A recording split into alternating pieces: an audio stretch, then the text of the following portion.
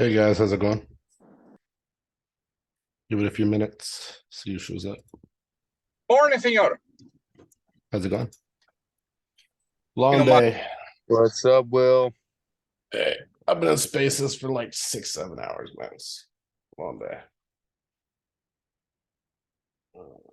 we're doing 6, 7 hours. Spaces, yeah, on Twitter. Oh, yeah. That one with the what's the name of that lady? Oh my God, people were really unhappy with the Oh with the. yeah, bro. That coin they were in, net token. Yeah, they were pretty upset. It's a shit coin. I didn't even buy. I kind of already smelled the shit coming from that, to be honest with you.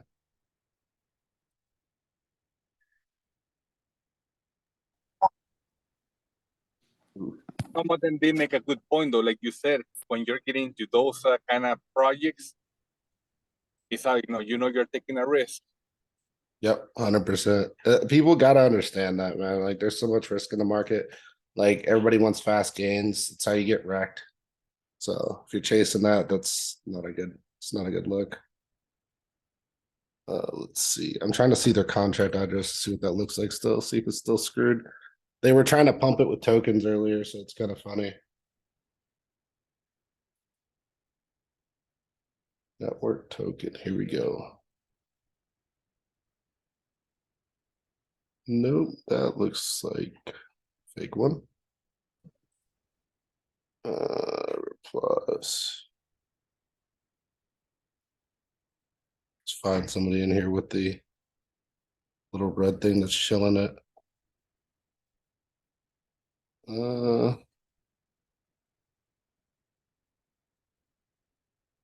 Taking notes.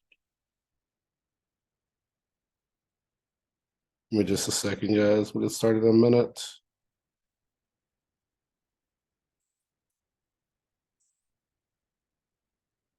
All right, here we go. Cool. Just want to see how pumped they got it.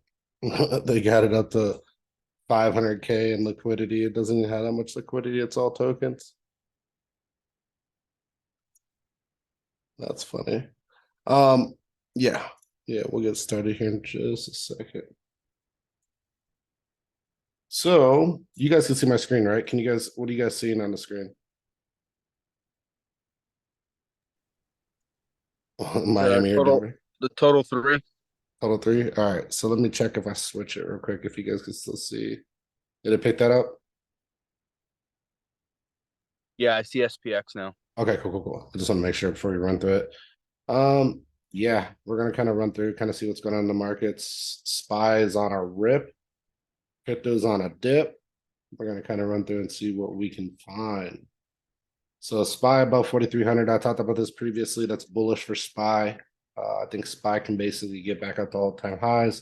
The question is, does it pull a double top scenario like over here?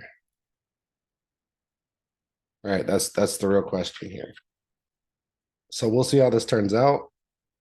This is what happened between basically 2000 all the way over here to 2007, 2008. They kind of just ran it up, and they may do the same thing. Maybe 2, 3 years will be at all-time high, and then we'll do another dip, kind of like over here. SPY is one of those weird charts that always tends to double bottom. So you got the double here, you got the double here, you got the double here on COVID, like 1, 2, and there always forms lower lows on the right.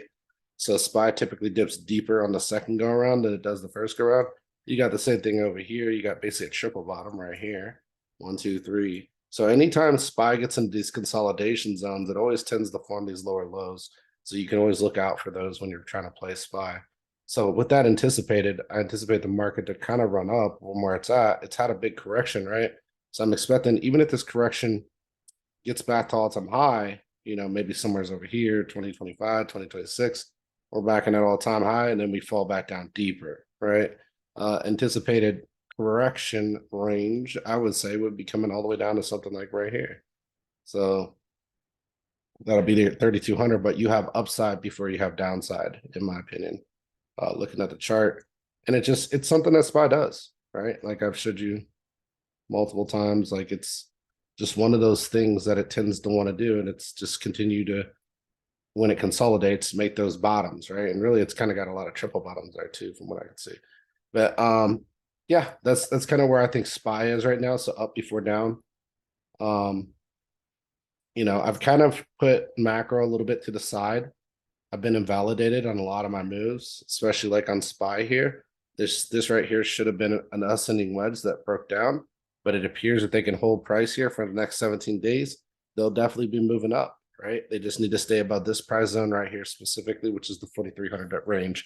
I would just go 4,300 flat. If they close above 4,300 flat on the monthly, expect this thing to do another pump. It's gonna start running for the top, for the high end here and trying to retest all-time high. Now, granted, once you get above here, you might start getting gradual inflows and no real outflows, right? So inflows, your growth will actually start to slow in here rather than just bull market rip. So I'd expect month by month by month by month by month by month by month growth, and that's what will give it that extended time to kind of get you back to all-time high. It'll end up taking you back down to all-time lows. So that's my expectation for that. You know, if it in a worst case scenario, or best case scenario, it, you know, rips up like this right here, hits a high right here, and then it'll end up ripping back down lower eventually, right? So I think a lot of people were right on their target pricing. I think they were just wrong on their timing, right? And that's really the issue with a lot of markets is you tend to come in, you tend to have expectations, you expect them to be met in one run, but in reality, you know, the market's going to move the other way and then come back for it later. So this is the liquidity zone where they bounced, they came down, they tapped that liquidity, they hit that liquidity hard, that gave them enough momentum to break back up. Now they're moving back for the high, and I think they'll deflect off the high up here, basically double topping off of this move. Maybe M formation, maybe W, right? So a W would look something more like this.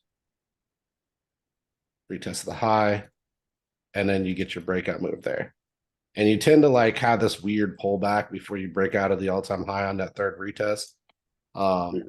This pull back into this breakout move. So that would be my expectation for SPY here. Now, again, that can play out much later, but as you can see, it's going to be up before down as long as we stay above 4,300.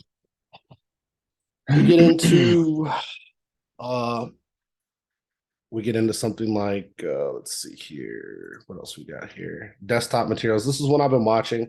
This looks like a breakout move, to be honest with you. You're kind of rolling out of the bottom here. You got this ascending right to the upside, but you got this flat top right here showing pressure like a teacup, right? And it looks like it wants to run up. So that's my expectations here. I would aim for like a swing high on desktop metals of like right around here, which would be 319. If it can break out here, if not, it'll pull back a little bit more and it'll break out later, right? So if you did like a 1, 2, 3 or 4 month call, I'd say into a 319 position, you know, somewhere's in there, you probably won't make a lot off the move. I mean, it's a decent amount. It's one third price, so you should make a decent amount. But with it being dated out a little bit farther, just for safety purposes, right? You could definitely date it closer and potentially hit it. But for safety purposes, I would 3 month out, swing high 319. And then take profit there and TP at that position. You should be able to get a good position entry and exit from there. Moving into AMD, another ripper right here, getting above support again. This is the resistance, as you can see. Boom, hit, miss, boom, breakout right here. Pull back, resistance, resistance, resistance, fall down. And now we're kind of getting back above that, right? So now we got the close above. As long as they can hold above here for the next 3 days, 18 hours, they'll probably swing high again. Anticipation again for all-time high. I think AMD is going to pull an NVIDIA. You're going to see asset rotation from NVIDIA to AMD more than likely. And you'll see that breakout move right here on AMD. AMD's on a ripper though. Like this is not something I would intentionally get in front of to short, but it's not something that I would get in at all to buy at where it's sitting, right? Your opportunity is to buy occurred down here. Now you're just on this massive rip that needs to cool down at some point. So we'll see where that cools down, when that plays out. But definitely a crazy one. Carvana, another crazy one right here, right? You got this big swing high. You've got increasing volume, right? Your volume's up. And then coming across here, your volume's up again, right? So there's a real bid here. The question is, how long does this bid stay and whether or not it's a good bid, right? Hold on 1 second, sorry.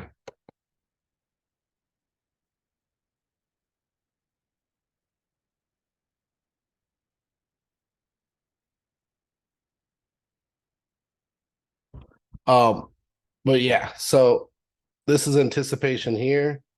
Hold on one second.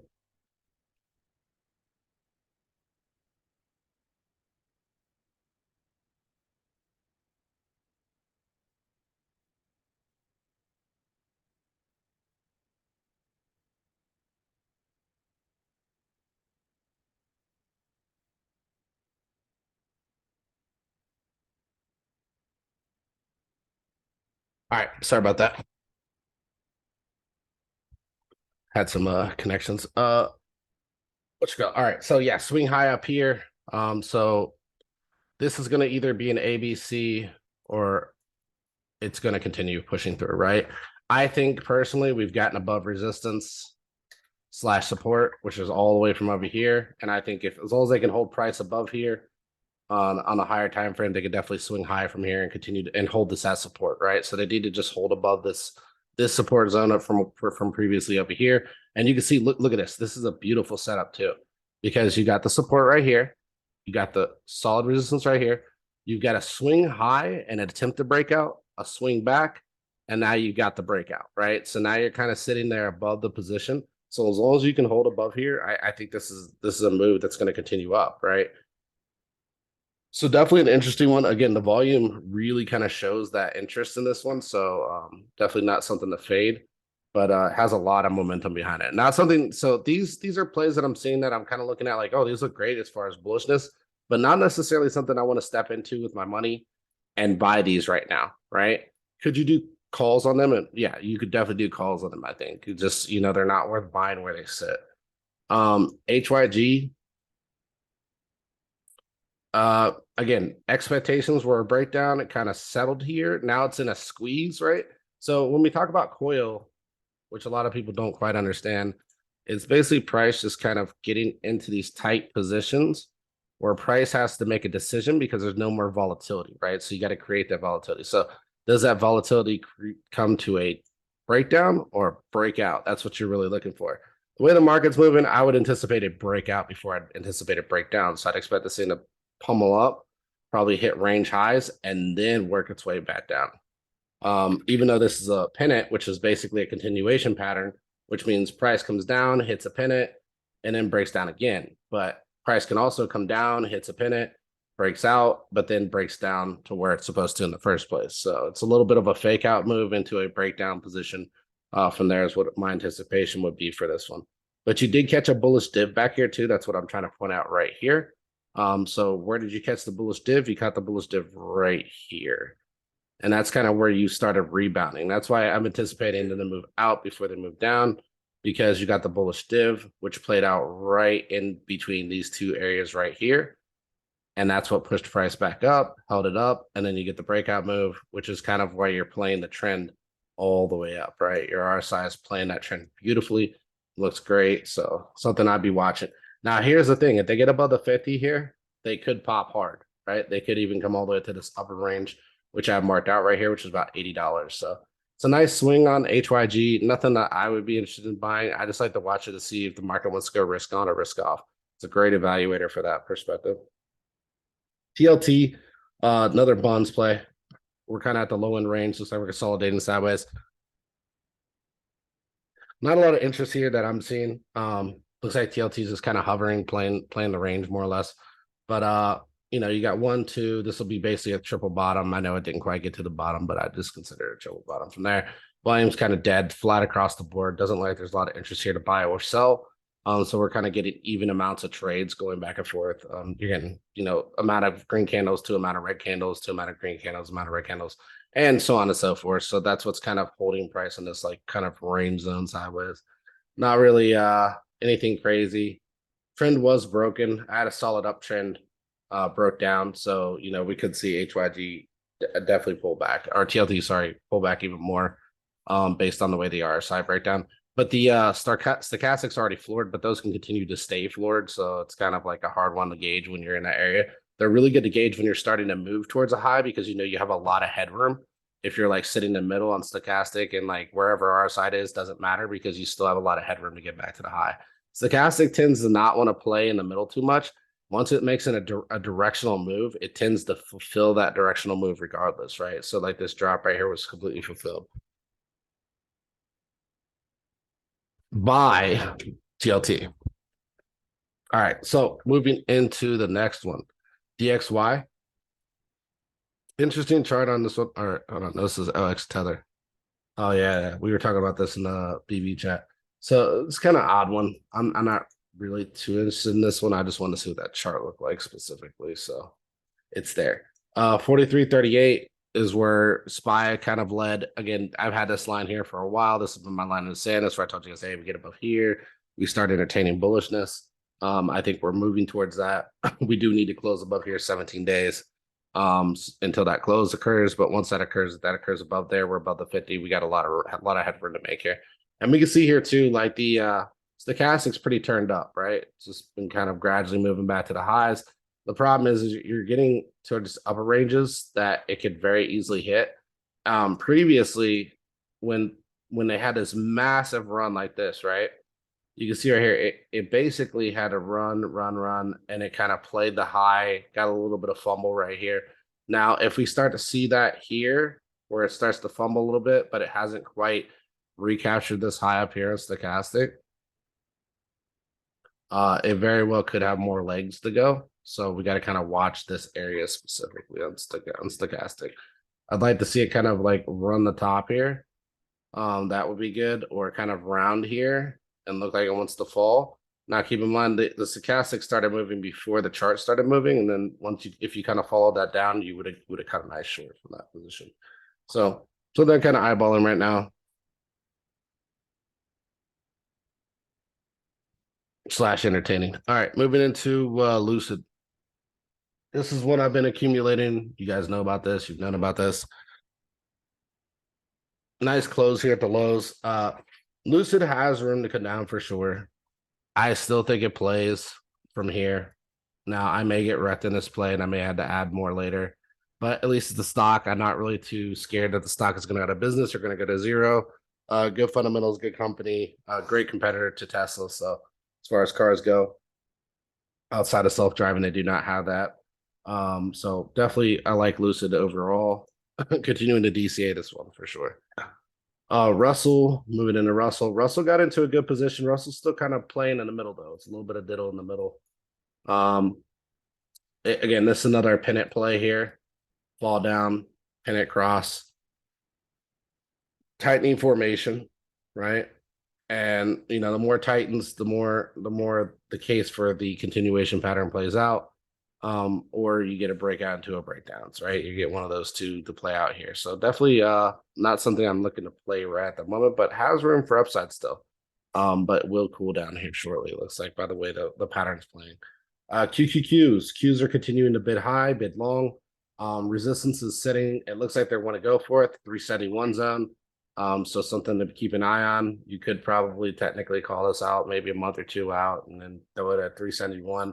Get out of the position when it hits that. Don't worry about if it's going to go to all-time high. Don't listen to people talking bullshit, how it's going to do this and that. Just take your position, take your money, and reallocate some results. Just my opinion. That's not financial advice. It's my opinion what I would do with that play. I think the markets are very illiquid right now. So prices will go up, but they're going up based off of people not selling. They're not going off, so nobody's taking profit. They're not going up because there's real conviction to the play. And you may be like, well, isn't not selling conviction to the play? It kind of is, but profit taking has to occur, right? In a healthy market. If there's no profit taking, there's too much greediness. People are too greedy. They're not realizing their gains. And if you're not realizing your gains, you're in a bubble pop type of market. You don't want to be involved too heavily in a bubble pop type market. I just don't think it's a safe play. Yeah, and you can anticipate SPY a couple different ways, but like momentum's there in their favor, man. It's just there, unfortunately. I don't mean unfortunately like I don't want people to be bullish. I'm just saying like who buys SPY? Like who? Right? You got 401ks, maybe some hedgies. That's it. Like nobody's interested in this play long term. Not retail. And if you look here, like you still like, even if you were to say this is in a bear flag or anything like that, like RSI, from RSI standpoints, you have a lot of room here. right? You have a lot of room before you hit that divergence. And that divergence, I believe, occurs at all-time high on the higher time frame on the monthly, right? So the weekly may be playing a certain tune, but the monthly is playing a whole different one. I'll tell you that. Weekly over here, I mean, you got it ascending on RSI, but it doesn't mean it can't go up higher. Let's see what it look like here. I mean, you still have room on that too, even on the weekly on RSI. Let's see what stochastic looks like.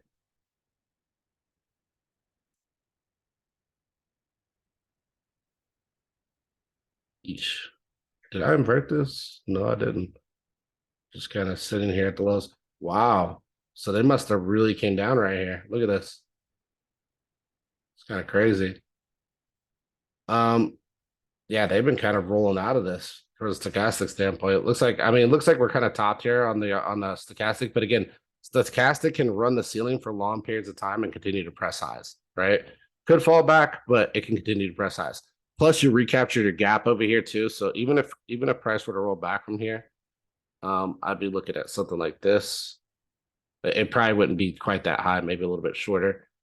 And then a support off the gap, right? Because they already recaptured the gap, they're going to want to support price at that point.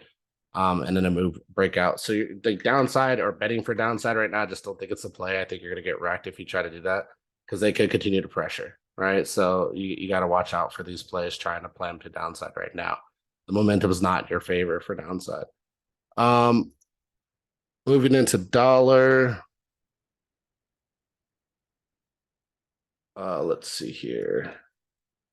Again, I think this is more of an accumulation range, as you can see right here. Dollar's continuing to play the range.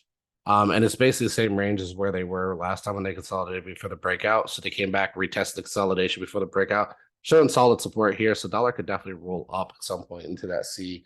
I think this is an ABC play. And we'll see where it goes from there.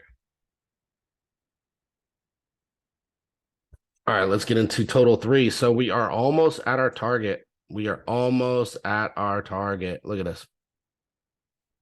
This is something I put out to you guys a while ago. So, boom, we've got. Oh, hold on. That's what it is. Is it? No. Sorry, give me just a second.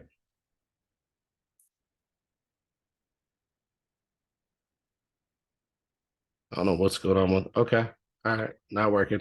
That work? Nope, that doesn't work either. All right. So basically we've got price kind of consolidating, ranging to the lows, sitting here quailing, right? So we did double bottom here. So I got some crypto right here.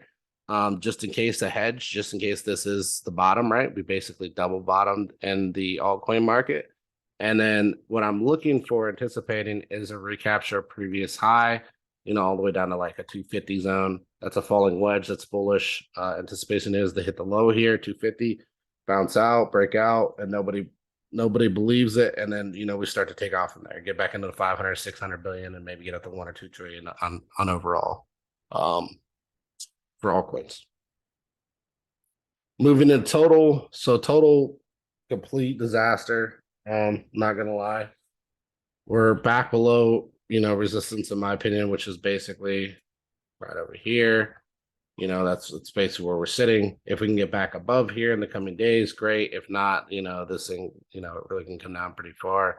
You're basically sitting on top of liquidity from over here. And that's pretty much it for total. Like, there's not a lot going on, right? Like, total is more or less in a consolidation range. I don't see much going on here with total. Moving into ARK. ARK's a runner. Boom. ARK looks really good. This is a slow build. And I think once we get back to this all-time high right here, ATH, there's good potential to really kind of blast through this pretty crazily. Something like Palantir, for instance, right? So it could start making moves like that. I think people are they're early to the move here. And I think there's decent amount of upside on ARK. Now, if you look at ARK overall, this is why. If you look at range low pricing, we basically hit 1, 2, 3, 4 times on this range low. And this is, your pandemic lows right here. We continue to retest it over and over and over again. And people continue to deny that it's hit a bottom. So we got 1, 2, 3, 4. And now we're kind of moving back out of that. We're playing to the highs of the zone here. We're about to get above these highs. And once we get above these highs, it's nothing but air all the way up here to like 53.32. And if you get above 53.32, there's not a lot of resistance up until like, 72. And then your next resistance is all the way up here at like 90. So be careful with this one. This one could run. Definitely looks good. Lucid, we already talked about that. I have two of those charts. Moving into Tesla. So Tesla's been on a rip too. It's kind of pushed these EVs to move. So Tesla looks really good, right? So I had this drawn out. I think we talked about this last time. You're 1, 2, 3. And anticipations are they go all the way up here to the 303, the $300 mark. This is kind of where they first capitulated, right? So this will be a recapture of the capitulation zone. Where liquidity comes back up and recaptures capitulation. You're going to get some resistance there. That's going to pull it back for its 4, which is going to come back to the 1. And then you're going to push up to your 5, get to your all-time high. Now the question is, do you consolidate back down or do you break out and continue to break, right? A lot of people are not looking at these moves, how they're moving in order, right? So you had NVIDIA and all those other ones, and now Tesla's moving. Nobody's talking about Tesla. You know where everybody's going to talk about Tesla? They're going to tell you to buy here. That's where they're going to tell you to buy. You know where else they're going to talk about Tesla? They're going to tell you to buy at the actual capitulation fallback, because they're going to tell you it's going to break out and it's going to pull back, catch its retrace. You're going to sell, and then it's going to take off again, right? So you got to be careful here. Moving into Shopify. So Shopify has just been on a ripper. We've been talking about this. So you got your breakout move, your pullback, your breakout, your pullback. Now you got a really good breakout. You got higher highs, higher lows. And now you're kind of consolidating range right here. Potential, I think, for another breakout here. So you got to be careful. Trying to short this. If you're trying to short it, I would be looking to call this or spot, one of the two. I think it has good potential to get back up here to these other zones up here. And you can tell right here, this was kind of like your lower time resistance, your weekly resistance. And you basically got above that. And the way they got above it is they pumped a lot of liquidity in to get there, right? So now they're recovering part of that liquidity by coming back to previous high. And then they're starting to move off that. And they're going to consolidate here, distribute, and then push again, right? So that's what I think is going to happen with this one. I think it's just we're a little bit early right now. FOMC could definitely cause those events to happen. But this is another one too. So this one right here is one they were trying to call a security. Price came down, hit its low, right? Higher low right there. So definitely something to keep an eye on with File. So this one looks really good too. Moving into oil. I don't think anything crazy with oil right now. Do I think there's a big play to be played here on oil? I mean, maybe, not necessarily, maybe. So my thought process is like a round out move here. Longer term play, obviously, you're looking at over here like 2024, 2025. But there's good. I think they're going to push for the C wave up here, 150 a barrel. Now, the reason you're probably like, why would you think this? This doesn't make any sense. We're turning around, bull run, yada, yada, yada. Right? It's because I think that all this kind of plays out, or we'll talk about the bull run thesis. I think that all that continues to play. And then once we get into 2024, 2025, we get a second wave of inflation, right? So that second wave of inflation obviously brought on by oil pricing. And then that second wave of inflation causing, a 2008, 2009 event directly after the 2000, 2002 event. And you're probably like, what are you talking about? 2000, 2002, 2008, 2009. So we talked about this on SPY many, many times. This big capitulation event right here, boom. Markets come back up, boom, dump a second time, lower lows, right? So there's good potential. We could see that again in the markets based on the way oil's setting up to form a new high here. And then, at that point, we then see a cool down in oil right back down here to the lows of 60 something a barrel at that point. So moving to Euro USD. So Euro pretty weak against USD. Did have a nice run up here. It's been kind of in this this bullish channel. It did kind of fall out of it, and now it's kind of playing below it. So very interesting price action. Not sure I'd be interested in buying Euro USD right now. It looks pretty disgusting. Moving into DGI. So this is something I drew out, a couple weeks ago. Potential inverse head and shoulders. So you got your left shoulder over here, boom, boom. You got your head right here, boom, boom. And you got your right shoulder over here forming boom, boom, right? And if we get above, 34, 6.3, this thing's going to fly. Right, it's gonna run all the way back to all-time highs, 100%. Like this is a call position if you're looking to get into calls. If it gets above, like I would probably set my calls to activate right as soon as it crossed the 3670, 3680 mark, right? And there is another one, Jones, that you can get into too. So that's a smaller cap than this one. But that'll give you the same exposure to Dow Jones. Moving to OXY, Occidental Petroleum. It's an interesting chart, man. Like I won't lie. Like definitely a little pennant play right here, so it could be continuing. But we are at resistance pretty much at the highs here, so we'll see how this plays out. This is one of those bottoms that you could have caught and made some significant money on the move here, but just a lot of people ignored it, right? Just this massive pumps going from 19 to 20. Moving to CVE, similar situation, big run up, right? Hitting these highs, kind of above resistance. Expectation is they consolidate the range and then break out again. So that this, and you can see it right here in volume also. It's a massive amount of volume up here. We could see volume dying down, and that's what's going to cause the consolidation range, and then you'll get the breakout move when volume spikes again back to the upside. At least that's my expectations. We're above the 50 here, looking like we could consolidate here for a while and then break out again. CRC, this one still looks good. Like I'd like to see them come back and fill this gap of the most ridiculous amount size gap I've ever seen. So I would like to see that filled, but we'll see if they come back for that. At some point, I think they will. At some point. So this one, Katerra Energy. Nothing here. Katerra is pretty much in the sideways price action. Nothing too crazy. No expectations for this one right at the moment.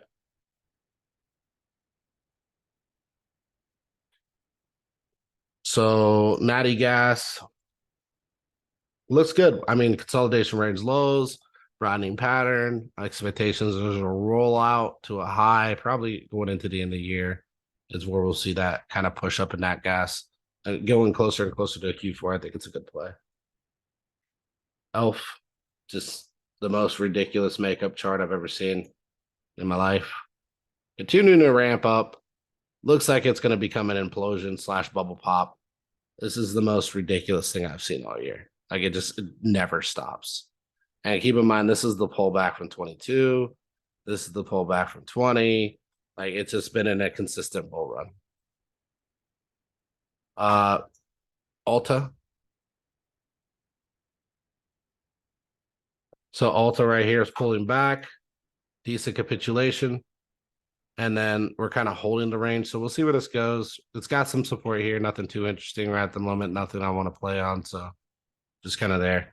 Google's bidding a little bit. It is getting some nasty pullback here. As you can see right here, I already had it lined out for resistance. I'm expecting them to try and consolidate here before they make a next move up. Moving to Roblox.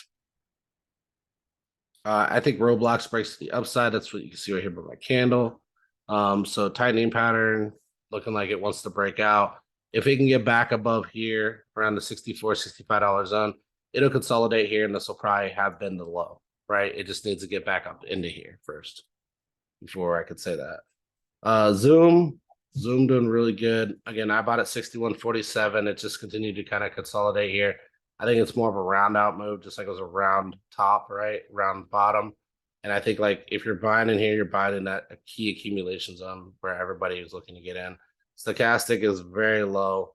RSI is basically floored. There's a lot of things here telling me that this is a buy. So that's why I'm in this one.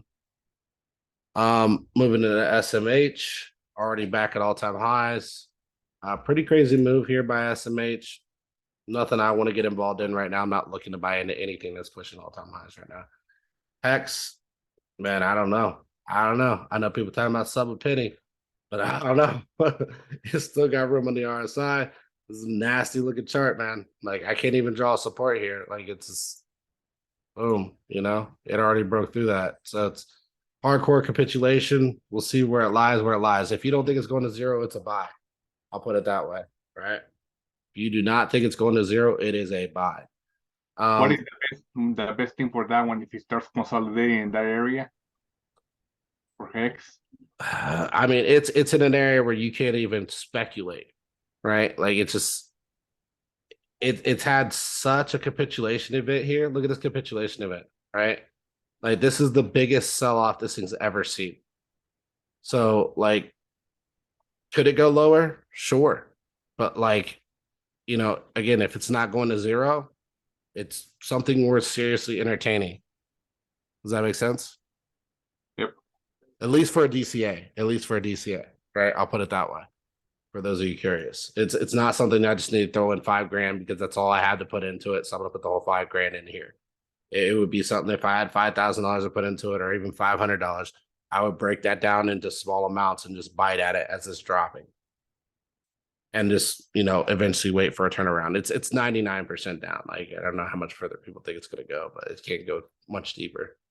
Rumble Rumble got back up here. All right, cool. Yeah, Rumble's bottom may be in for this one, so it may be in that consolidation range high. Looks like it already got back up here. It stopped out, sell it here, stopped out, sell it here, pushed down, pulled back again. And now it's back up here consolidating on range lows, and now it's back above, resistance. So now that we're back above resistance, we definitely have a chance to bid the highs and the lows in this upper range based on previous price action. Rivian, nice little descending wedge right here, right? Bullish descending wedge. Pull out. We're kind of sitting on top of it right now. A lot of people are fading it. I think this is gonna roll kind of like this, and then pop, and then pop, and then pop, like come up really fast. Once it kind of shakes out all the people that are trying to like sell this thing right here. And I don't mean that like in the term of like a shill. Like I don't shill like most of these people on Twitter. I mean that in terms of the way the pattern looks, right? So the pattern looks really good for accumulation. Looks like it's in that accumulation zone. It came up and it used this resistance as support beautifully. I like that. I think it can round off here and roll back up. Moving into Marathon. So this is another one I've been watching. I was anticipating a rejection here. We'll see if we get it. Stochastic looks like it wants to face up. So there's a good scenario. I end up getting invalidated on this and ended up actually popping through, holding support, closing, and the next candle breaks above. And then you're off to the races again, right? On this one. It could just start running back up from there. And you got some solid higher level plays up here where you can really catch some liquidity. So something to keep an eye on. Marathon is a mining company stock or whatever, right? So if you're interested in that. BTC USDT. Where is it at in price, guys? 26,000. Wow. I remember a lot of people telling me it's going to go to 24. Has it violated the price zone down here? No, it hasn't. Where is that price zone currently, being based off of? It's being based off of high, and support, right? So resistance, support. That's what it's based off of. Nothing too crazy. That's just what it is. And so, I'm still bullish on Bitcoin going up before it comes down. I definitely think that that's what's going to happen here. If anything, it'll be up to, 28, 29. Worst case scenario and best case scenario, it'll break through that, get back into the channel, push up to probably like 32, and then, probably 36, 37, the higher range zones. So something to keep an eye on. Palantir. Palantir, man, just been a ripper. So I was expecting consolidation up here at the highs, which is what I think it's occurring. We continue to see price just kind of range here for a little bit, and then we see the next ripper. A lot of people are like, oh, it's got to cool down. It's got to come back. It's got to come back. No. What it's got to do is it's got to cool down. Doesn't mean it has to come back. How does a chart cool down? It plays sideways, right? Before it does its next rip. And SPY or Shopify is doing exactly that, right? Shopify needs to cool down. What's Shopify doing? It is literally just playing sideways. And I had this here before we ever got here to this consolidation zone. How did I know they were going to consolidate here? Look right here. Liquidity, right? So I knew they were going to come up and hit this liquidity and try and soak this liquidity in the zone. Once they soak all the liquidity out, where's the next move? Next move is up here to the next high, right? There's really not a lot of resistance. You have a little bit here, which is basically right up here, which is basically where I see them going and then pulling back and then break it through. But your real resistance that they're going for is all the way up here. That's your higher end liquidity, right? Your higher end liquidity is up here on these consolidations up here. So 1, 2, 3 tier move, right? So 1, 2, 3. So I'd expect them to come up, hit these highs, look really, really dumpy, push through, kind of consolidate here. People think it's going to pull back, push through again, consolidate here. People think it's going to push back, push again, hit these all-time highs, and potentially fall back from there. Really, really, really tricky predatory market right now.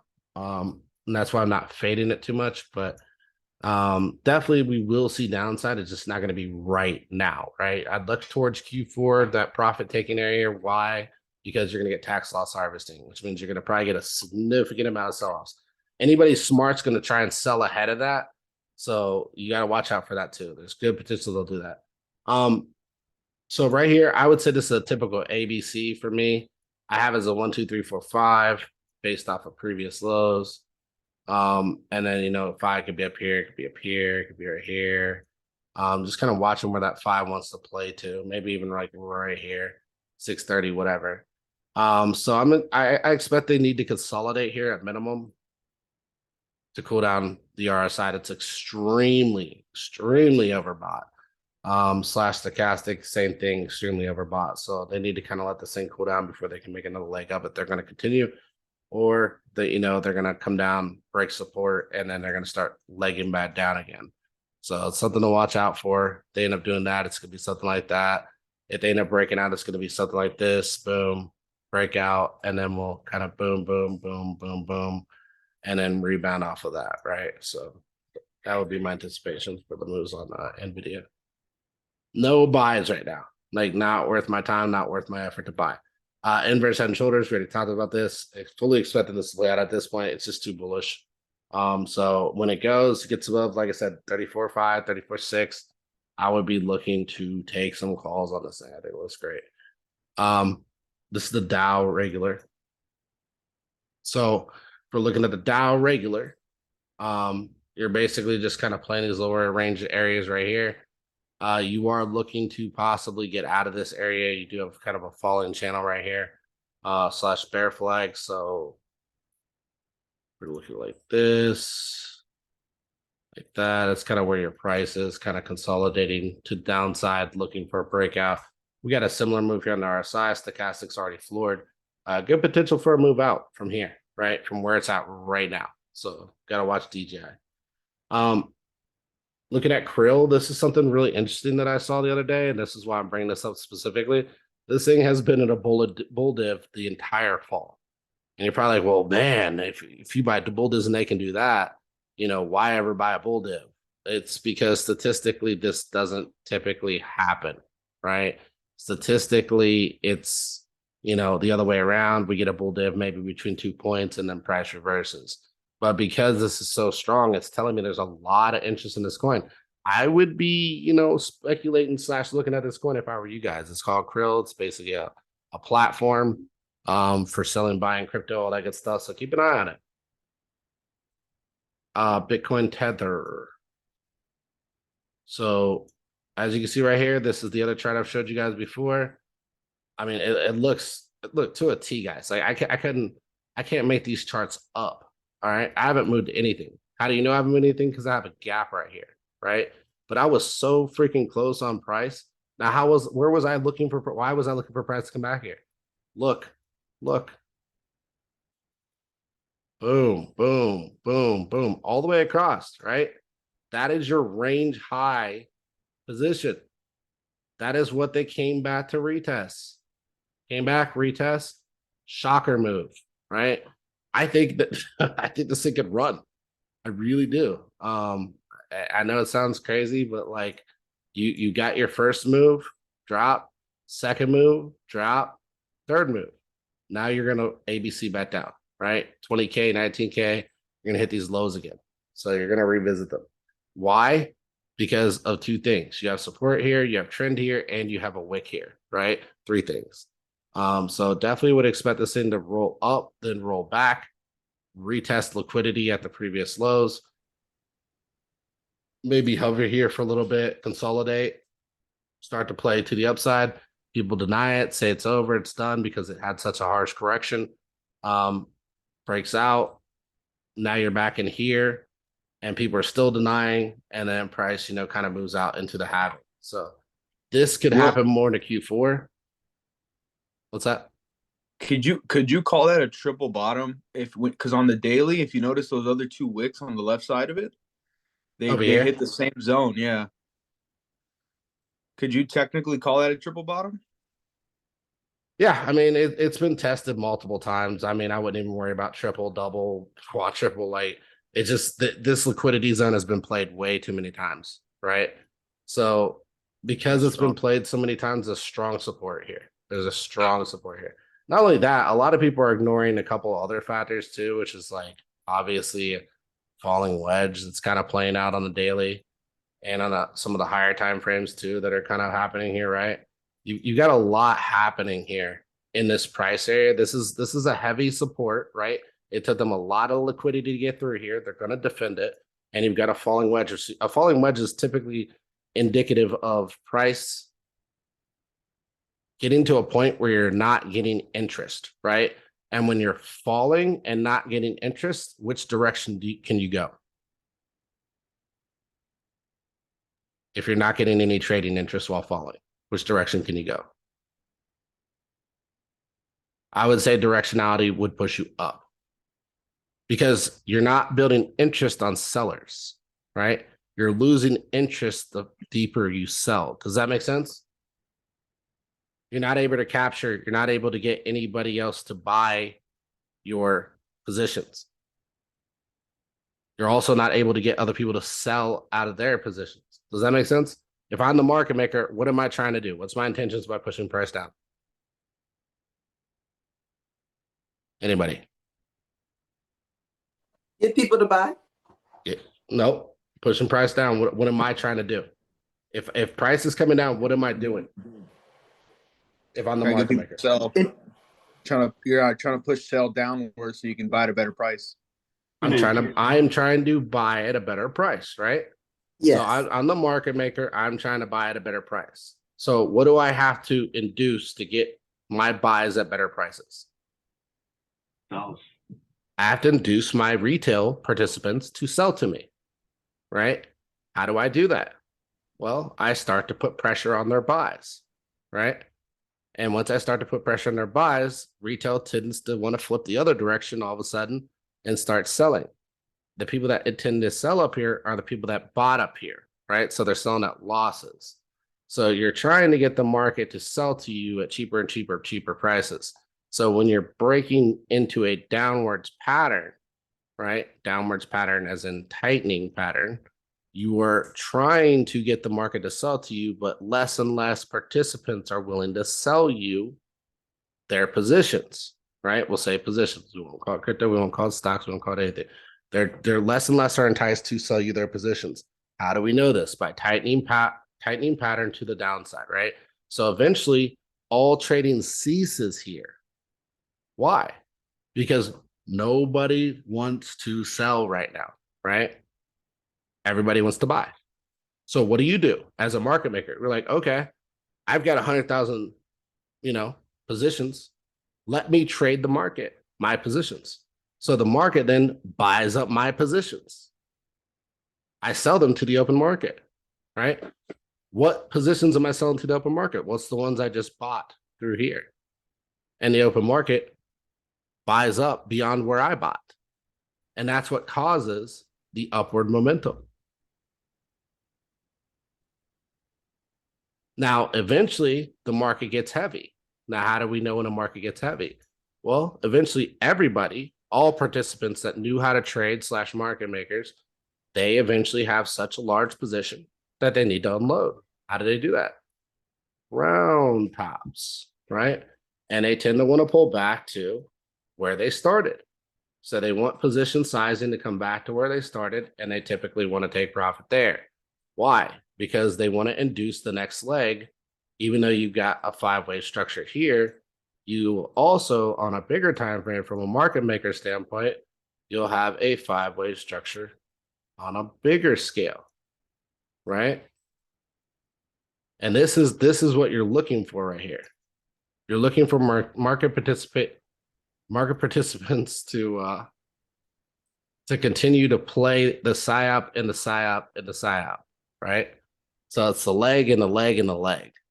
And you're doing this by inducing price and then taking away price, and then inducing price and taking away price. But there'll always be a buyer and there'll always be a seller. Whenever sellers are getting washed out, it tends to be a tightening pattern to the downside. Whenever buyers are getting washed out, it tends to be a tightening pattern to the upside. Kind of like what occurred here. Right? So you basically had price building only to break down. Yeah, and it's doing the same thing, but from the bottom this time. Yeah, it's doing the same thing except the opposite direction. Right? So it's actually breaking down versus rising up and indicating that price wants to go this way. Versus here, it was indicating that price wanted to go this way. Does that make sense to everybody? This is why patterns are important, right? And a lot of people don't realize the importance of patterns. They think that they're just fictitious things that don't exist and yada, yada, yada, and structure this and levels that. Yeah, all that stuff exists. Levels exist, structures exist, all that stuff. I am showing you a structure, right? Whether you want to believe in patterns or not, the structure is 1 push, impulse, pullback, profit take, 2 push, impulse, pullback, profit take, 3 push, impulse, correction, wave, back down. If you get a wave 5, you're not going to get a 1, 2, 3, 4, 5 back down. You're going to get what we call an A into a B into a C back down, right? Your C wave is your completion. It's big flushes, right? You guys can see this, right? It's just a big flush. You're going to get flushed out hard on the last wave. It's going to come down really harsh, then it's going to come up really harsh, and then it's going to come down really harsh again. Now, why do they do this? They do this to scare you, because if they flush you really hard at the highs, what are you going to do? Are you going to hold your position? You're going to sell. You're going to sell, which is going to create the momentum they need to push price down even further. Now, what do you think people are going to do that maybe bought in, we'll say, somewhere's in here, and they start seeing price coming back to their liquidity zone from up here? We're going to try and get out while they're still up high, or while they're still up. Exactly. They're going to try and get out while they're still up. They're going to be like, shit, I need to take profit. This is going to dump. So you're going to have a lot of people profit taking all at the same time with the market maker, right? And then you're going to have a lot of people like, oh, this is the best price ever. Need to buy in here, causing the bounce. And then you're going to have a lot of people profit taking again. And you're probably like, well, where are those other people going to come from? They're going to come from down here. Those are the people that buy here. But where does the support come in? It comes in to the people that bought here. And that's why you're going to catch the bounce. High or low, right? High or low. This is the bullish scenario, bullish thesis. This is why, like, if you break into here and you talk about a double bottom, you think that we're going to 5 structure up and then come all the way back down for a double bottom. I highly doubt that. If we end up coming back down here after 5 structure up, I'm anticipating this thing to form a lower low on a much bigger time frame, right? But I'm not going to entertain that until it happens. And that's basically just your lows all the way across. It's not hard to see. It's not hard to see, right?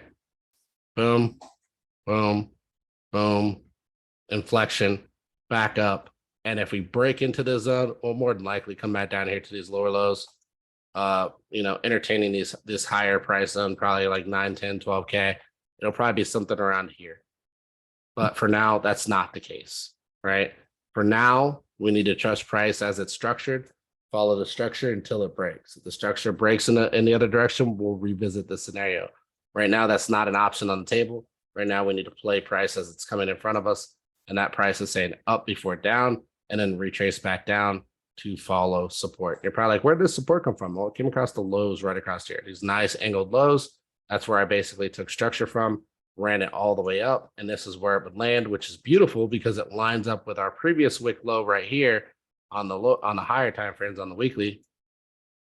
Lines perfectly up with our wick low here, and lines up with kind of where price was kind of being accumulated, right? Where support was being created right through here, where price was being accumulated down here. This is your new floor. This is your new liquidity that's going to hold price at this zone and cause it to bounce up from there. So that's what I'd watch for on this move. Well, for Bitcoin. is that bounce from the C, that big bounce, is that your one? Yeah, so this is only your one on the aspect of the bigger trend, right? So this is only your one here, then your two, then your three, then your four, then your five. And your five is not going to be very high. Your five is typically as big as your one, right? So if our one goes to here, technically we could just go from like here to here. And we could say, all right, let's say Bitcoin hits 36K. We could say our two might make it up to like, or our 4 or 5 might make it up to here to like 95 to 100K, right? If that happens. Now, if 3 ends up much longer, that kind of changes the game, right? So if 3 ends up much longer, we obviously have a lot more upside that we can play here. So you could take it from wherever that low stands to the high here, and you could end up, up in these upper thresholds of pricing. But I highly doubt we're going to get to 200K. I think the max I could see the market's going is like 165. The average I think would probably be under 100 to 110. So that's kind of the price range I'm looking for next cycle, just based on where price is and where I think price can go. So again, this 1, 2, 3, 4, 5. But again, we're working with a smaller structure frame right now of our first leg, which are 1 into our 2 into our 3. To our 4 and then to our 5. Again, falling wedge is bullish, so this is my anticipation for upside. Let's get into, man, I have another lucid chart. Get out of here. Let's get into BNB. Interesting chart, by the way. I did tell people, hey, probably wouldn't fade this as a sell. I was wrong. Definitely broke through. Good potential here though for a potential triple bottom, right? We kind of are holding across here, which is kind of interesting. Does look like we have a little bit of room to come out on the stochastic, on RSI and stochastic, but not something I'm really interested in stepping in front of just yet. I am really fearful. I'm not gonna lie that some weird stuff's gonna come out and they're gonna be like, all right, we're cool with Binance now, and then this thing's gonna just rip up in my face if I try to short this. So just not gonna do it. It's not worth my time and effort. BNB has been the most disgusting trade the whole year. It's been one of the worst. What are your thoughts on that whole SEC thing with them getting sued and Coinbase getting sued, or a filing for a lawsuit, right? One thing is filing it, the other one's actually suing them. Is they're just gonna like settle out? I think it's interesting. I don't think it's bearish like a lot of people think it is, because they could easily be like, yeah, sure, we're good with it. We'll just delist the security tokens, or they could be like, screw you, we're not delisting the security tokens and close up shop here in the US and just move somewhere else. I think it'll be bearish on American liquidity from your average retailer, but it won't be, to your average crypto person who knows how to operate in the space without centralized exchanges. So it all depends on your outlook at the end of the day. I think in the bull market, the market will still do well, even with these lacks of liquidity. The biggest thing is like, if these things, there's 2 negative scenarios, right? One is if they conform and say, okay, we understand it's security, we'll go with it, then they have to sell their positions in those tokens. And that's going to hurt price on a lot of these, right? Because a lot of liquidity is held up by centralized exchanges. You're just buying from them. And the 2 is, if they end up being like, no, screw you, SEC, we're going to just move out somewhere else, they're going to lose liquidity also, which means they may still offload some of their current holdings because they realize, hey, people to token, we don't have as much for this token anymore. So we're going to offload 25, 50% of our holdings because we can no longer service US citizens. Does that make sense? Yeah. And that's something like that could force a move like that, basically. Yeah, it would basically cause a capitulation event for altcoins, and this is why altcoins are kind of dangerous right now, because there's good potential that could happen, especially with what the SEC's named off. They named Solana, ADA, a lot of these altcoins, securities, so they're gonna hurt price, and they formed a lot of them formed a lower low, so potential is that we could see them further capitulate even though they formed a lower low, especially with Robinhood's announcement that they're going to be delisting all those tokens on January or the 27th of this month. So you got to be highly cautious and watch out for that date specifically for a possible capitulation event before, we end up seeing a rise out of that move. I might be Okay. looking for a buy in that area, so I'm gonna be watching for that myself. I think that's pretty interesting that like being bullish on basically all altcoins is going to mean it's short term bullish for BTC because a lot of money is going to flood into it temporarily. And I think that kind of falls in line perfectly with what you're talking about, which is BTC kind of taking another rip before it takes a big dip down. Yep, exactly. You'll see that asset rotation from altcoins to Bitcoin, and then back to altcoins again once the dust settles a little bit. Yeah, so that's my take too. And you can see right here too, like one thing I was looking at, and Ben Cohen's he's been a leader in this, guys. Like I've been off the BTCD game for a while, since like 2022 almost. I stopped watching it, just started playing the charts as they were, but now it's kind of getting to that level where basically you got to understand like Bitcoin's more bullish than ever, in my opinion. And you're probably like, what do you mean? Well, I mean, this was your previous cycle dominance low. This is your current cycle dominance low, and we didn't go lower. Right? So what does that tell you about dominance for Bitcoin? In a nutshell, anybody? I don't know. Does that mean it's getting stronger? It means it's stronger. Yeah, exactly. It means adoption is more there for Bitcoin than it is for altcoins, because this is Bitcoin against the entire market. Think about that. This is Bitcoin against the entire market. So if this is Bitcoin against the entire market and it formed a higher low, this means altcoins are not gaining liquidity like people think, right? They're highly illiquid, so people think they can get rich, but you can get broke just as fast as you can get rich off them if you don't know when to take profit, right? I am at this point kind of pushing myself to be out of the shitcoin space completely. I'm just not interested. I want to save capital and continue to DCA. I think we're in that accumulation zone on a lot of things. And the more the SEC steps in and starts wrecking projects, the more bullish I am on them, to be fair. Like, I love the FUD, guys. Like, you got to understand, like, pricing could definitely, I could see another 50%, 90% haircut on a lot of these things. But, like, am I that worried about it at this point? I'm closer to a bottom than I am to a top, I would say, right? With ADA, my target was always 15 cents.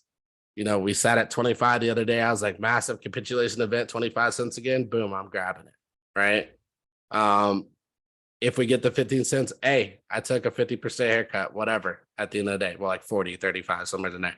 But I'm willing to take that to get good entries, guys. And like this is the biggest thing I'm trying to tell you. If you have dry powder right now, like,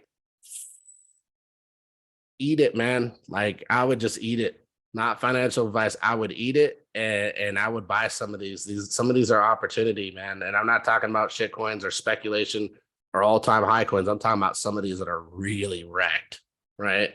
I do think that they will continue to do well next market, and I think you will make numbers off them. ADA got the $3. All right, we're sitting at basically the 25 cent, 22 cent range. Like, that's really insane to think like, hey, this isn't a great price. I want to get in at 15, 20 cents. Just, take bites. Yeah. Well, yeah, I think that's all a lot of people need. I see $2. Let's see here. DCA, Algo, man.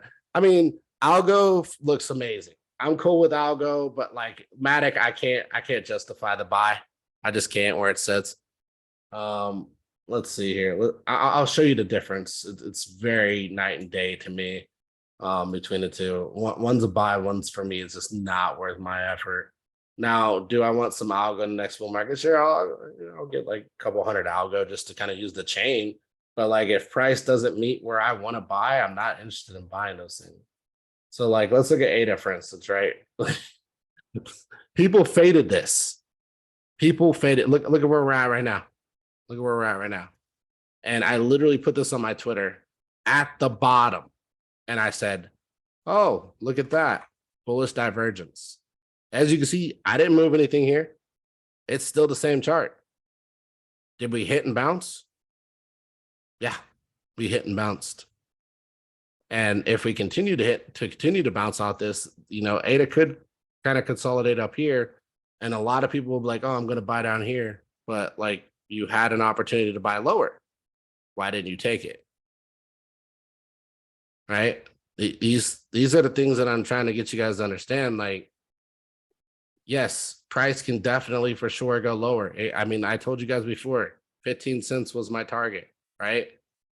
But if that doesn't come, it doesn't mean I shouldn't be taking bites here. This, I mean, even where it sits, guys, like 27, that's good. Good. Let's say I don't even anticipate ADA to do fantastic next cycle. I just anticipated to recapture its all-time high. How many X's is that? It's like 11, 10, right? It's a decent 11, 10X. It's a safety play, essentially. Yes, it's not 100, it's not 1,000, but 11, 10X is a lot of money, guys. Like if you're, say you're using 10K in the market, you get 11, 10X, that's 100K. You make 6 figures just by holding for like a year or two. That it's really that simple. And like you're gonna get these opportunities are gonna continue to keep coming. This isn't like the only time you're gonna get this either. And you're gonna see them through other projects where they're gonna do a very similar setup just like this. So like that one looks great. Algo. I do want to look at that one real quick and show you guys that. I know I got it on here. What is it? ALGO, right? Yeah, right there, ALGO. So same thing. Look, what do we do here? This is a chart I've had here since 21, guys. 21. I was like, oh, they're going to recapture this low. Where's Algo? Anybody? Damn, we're recapturing the same low. Bounce right off of it. Look at that. You went a little deeper. You guys are scared to buy right now? Like, seriously? This right here. Wait, hold on. Well, You were it's scared to buy this. at 11 cents. So I'll buy it now. I bought the dip already. So Let's be serious, guys. Like, you guys want to be serious investors. This is a serious question. It's a very serious question. Yeah, it can go deeper. I 100% am on board with that. 100%. But like, when you get to these levels, you just gotta take bites. This is what it is. Like, this is the play here, right? You had an opportunity to get it at 9, 10. I mean, you're at 11 right now. You're 3 cents up, right, from the low. Like, this is or 2 cents. Sorry, 2 cents up from the low. And you're probably like, well, I'll just wait till it goes back to the low. It's 2 cents. It's 2 cents. Again, I'm not trying to convince you guys to buy it. I'm just trying to be real about this stuff. Like, I told you guys shit would get beaten. Is this not beaten enough for you? Real question. It recaptured its lows. Is that not beaten enough for everybody in here? Yes or no? oh, so what? You think it will go Yes. below 10 cents? It could. Does it matter? No. No. 9, 10, 11, 12, 13, doesn't matter. So it's a Why? good DCA position, right? Look, all-time high, 335. I think very easily Algo could outpace this next cycle. They have a lot of adoption on chain, a lot. So I know somebody asked about Algo specifically. That's what I think about Algo. Now let's put that against something like Matic, right? Buying opportunity of a lifetime. What is everybody doing with Matic? Let's come over here. Hey guys, everybody buy Matic. Let's just clear the chart. How does that look compared to Algo? Terrible. Still too high. Like shit. Way too much room to fall. I mean, how much room do I have to come down?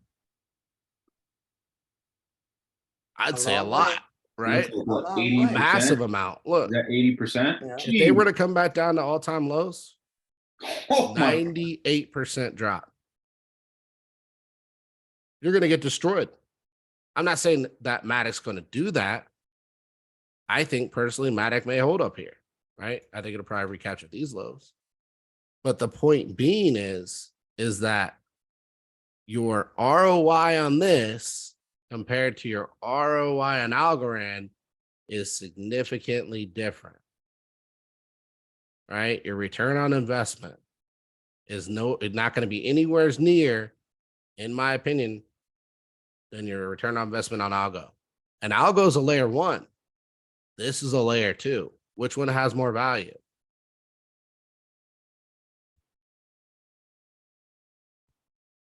I would say layer 1. Layer one. Layer 1 would have more value, right? Senor, what do you think of I think on the spaces somebody was talking about also Hedera? What do you think Yeah, on that? I almost said I did. I do like Hedera. I haven't looked at the price in a while. Hedera is just one of those slow movers, man. I'll be real. The reason that Hedera is a slow mover because it's an institutional token. This is what it is. Now, do I think it'll do well? Yes. I think institutions are using it and will continue to use it, right? So Hedera Hashgraph or HBAR is basically at these lows, right? And it's basically been kind of holding and hugging this low for a while. So maybe I have this thing wrong. Maybe it's more something like that because this looks like a bear ceiling to me, man. Like it looks nasty. You got the big fall right here. You could be recapturing price from like right here, right?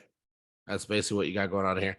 I would say, like, if you're bullish on it, hey, take a DCA, but understand that there's potential it'll come right back down to here. Right? Again, I'm looking for value. And I would say, like, hey, take a stab at it in here. Don't like go all in on it. And then, like, if S really hits the fan here, you can get amazing entries for like 1/100th of what you put in. So it's not really a lost position, right? It's all about allocating correctly. So if I got $1,000 to put in, maybe I buy it up here with $100, $200. And if it gets down here, boom, I can put in more. Or I can do it vice versa. Let's say I have $1,000 to put in, I put in $700 up here. And you're probably like, well, why would you do that when you can buy down here? Because you don't know if it'll come down here. There's support here, right? A lot of support here. A lot. So if price came back to here and you're anticipating to come back to here and it never does, you're still 700-800 in here, right? And if you were to come in here with the 200 or 300 that's left, you probably double, tripled your position that you had up here anyways, right? So you got the better buy-in anyways. So like, just don't be greedy. Understand where support lies. Take positions on support and buy your positions if you're interested in the project. Again, Algo looks amazing, right? I just showed you that double bottom. You look over here at ICP, very similar setup, right? What did ICP do? What did it do? Here, we'll just clear all this real quick. And nobody wants to buy ICP here. Nobody wants to buy ICP here, but they wanted to buy it up here at $7, $8. You guys see what I mean? Look, what is this area for ICP historically? Just by what you're seeing.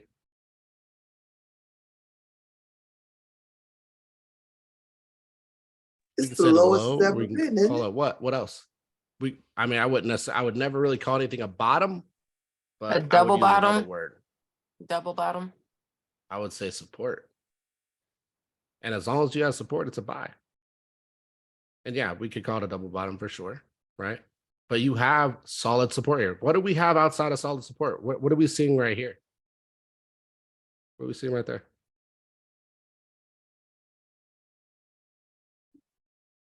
Well, is that a div? Is that the bullish diversion? Yeah, you got a double bottom into a divergence that's veering up. And not only that, look. What's going on here on the RSI? What price is dropping? It's building momentum. It's building momentum. So that means the lower price goes. What are people doing here? The lower price goes. They're Oh, buying buying.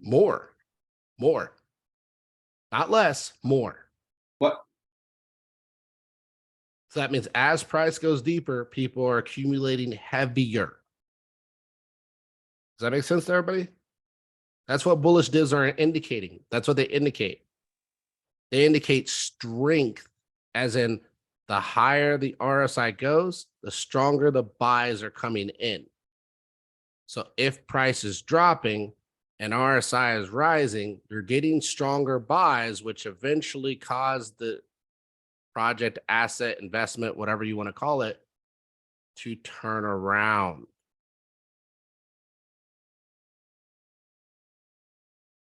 So once you've had a big fall like this and you're starting to double bottom and find support and you still got RSI rising in your favor, you should be looking to do what? accumulate. Because guess who's accumulating in this support? Your market Big. makers accumulating here too. Mhm. That's why there's support. That's why you see it go sideways for a bit. Exactly. That's why RSI is up and price is sideways. Because if there's nobody left to sell here, aka all the retail sellers are out, which direction can price go? Up. It can only go up from there. Because market makers not selling their positions here. Why? Because they'd have to sell at a loss. And does the market maker ever sell at a loss? No, they provide liquidity. They decide direction. And they're not going to come in and provide a floor only to sell it to you cheaper. That's all I'm saying. That's why I indicate RSI is a lot for you guys. I tell you guys a lot. RSI. Not only do you have RSI, you got what here?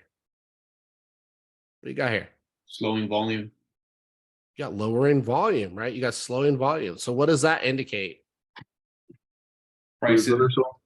Sellers aren't stepping in the same. Well, I wouldn't even say sellers specifically. What does volume indicate? Low interest. No, what does it indicate between two individuals? There's no price movement between them. So volume indicates a buy and a sell in volume, right? So if buy and sells drop in volume, what does that tell you? That people are holding. It could mean people are holding. It all depends on where you're at in the chart, because you could be at the high and people are starting to sell, right? What it tells me is that interest is becoming less. It means people are becoming less interested in this price. And because a floor is being formed while interest is becoming less, what does that tell me? It tells me that to create interest, I need to spike price, because people don't want to buy here. They want to buy higher. How do I know that? Because interest is dropped and sellers are out. So you're saying the market maker is going to identify the lowering volume and then realize once it starts moving sideways that they're going to cause interest for them to start buying in again. Well, they're going to start buying the floor, get a massive amount of position, so they have somebody to distribute to. Right? That's essentially what's going on here. Because when chart goes up, what happens is market maker buys floor. Their average is probably sitting around floor price, 332, 340. We'll just go with 340 or 350. Let's say their average is 350. They then induce price. Once they've gathered enough of the asset, they induce price through a spike. Market then does what? Buy into the distribution, right? Then market maker does what? Market maker is selling to them here. Market maker bought here, sells here. Market maker then entices price again. Retail then buys again, because retail is ridiculous. Retail always wants to buy green. So retail buys the distribution zone again. So this is where market maker is selling to them. And then market maker presses price again, right? And then retail jumps in again on the bandwagon. And usually about here, 1, 2, 3, you've got retail pretty washed, right? They've kind of run out of liquidity. The interested buyers have now run out of liquidity. They're no longer interested in purchasing now, right? They feel it's pumped too much. Price has gone up too much. They don't want it anymore. So what happens from there? Well, now the market maker goes ahead and takes your distribution. Why? Because the market made money here. The market maker made money here. The market maker made money here. The markup phase. And then the market maker will then there come in and pick up all your bags down, up, and they will buy all your bags. And then once they buy up all your bags back to their entry, the market maker will then start enticing price again. And the retail will have been refueled by their 9-to-5 job or whatnot. And now they have money to come back in and continue to keep buying up the chart and pushing price higher. But first comes the distribution phase. What distribution phase is this? This is retail's distribution. How does retail distribution occur? It occurs when you start to get that round move, right? And that tells you kind of retail is selling out at massive losses, trying to remove themselves from this position and look for something else because they've lost hope, right? But strength tells me that institutional / market makers are interested in this project. Why are they interested in this project? Because they wouldn't be buying heavier if they weren't interested in this project. There wouldn't currently be a double bottom move here if they weren't interested in this project with rising strength. So some kind of, we can call it institutional, we can call it whatever, whales, whatever. Some kind of big money is very interested in this project because they continue to catch the falling knife, right? They're the ones catching the falling knife. Why? Because they have endless money. So they buy in, sell out, buy in, sell out, buy in, sell out, buy in, sell out. And they continue to do so until they reach a floor. And then they buy in, sell out, realize they're not going to get any more. So they're going to buy in again, probably bounce, buy, because they realize there's no more real downside. Nobody's willing to sell at these prices. And then they start enticing price the other direction to recreate that lost volatility back up.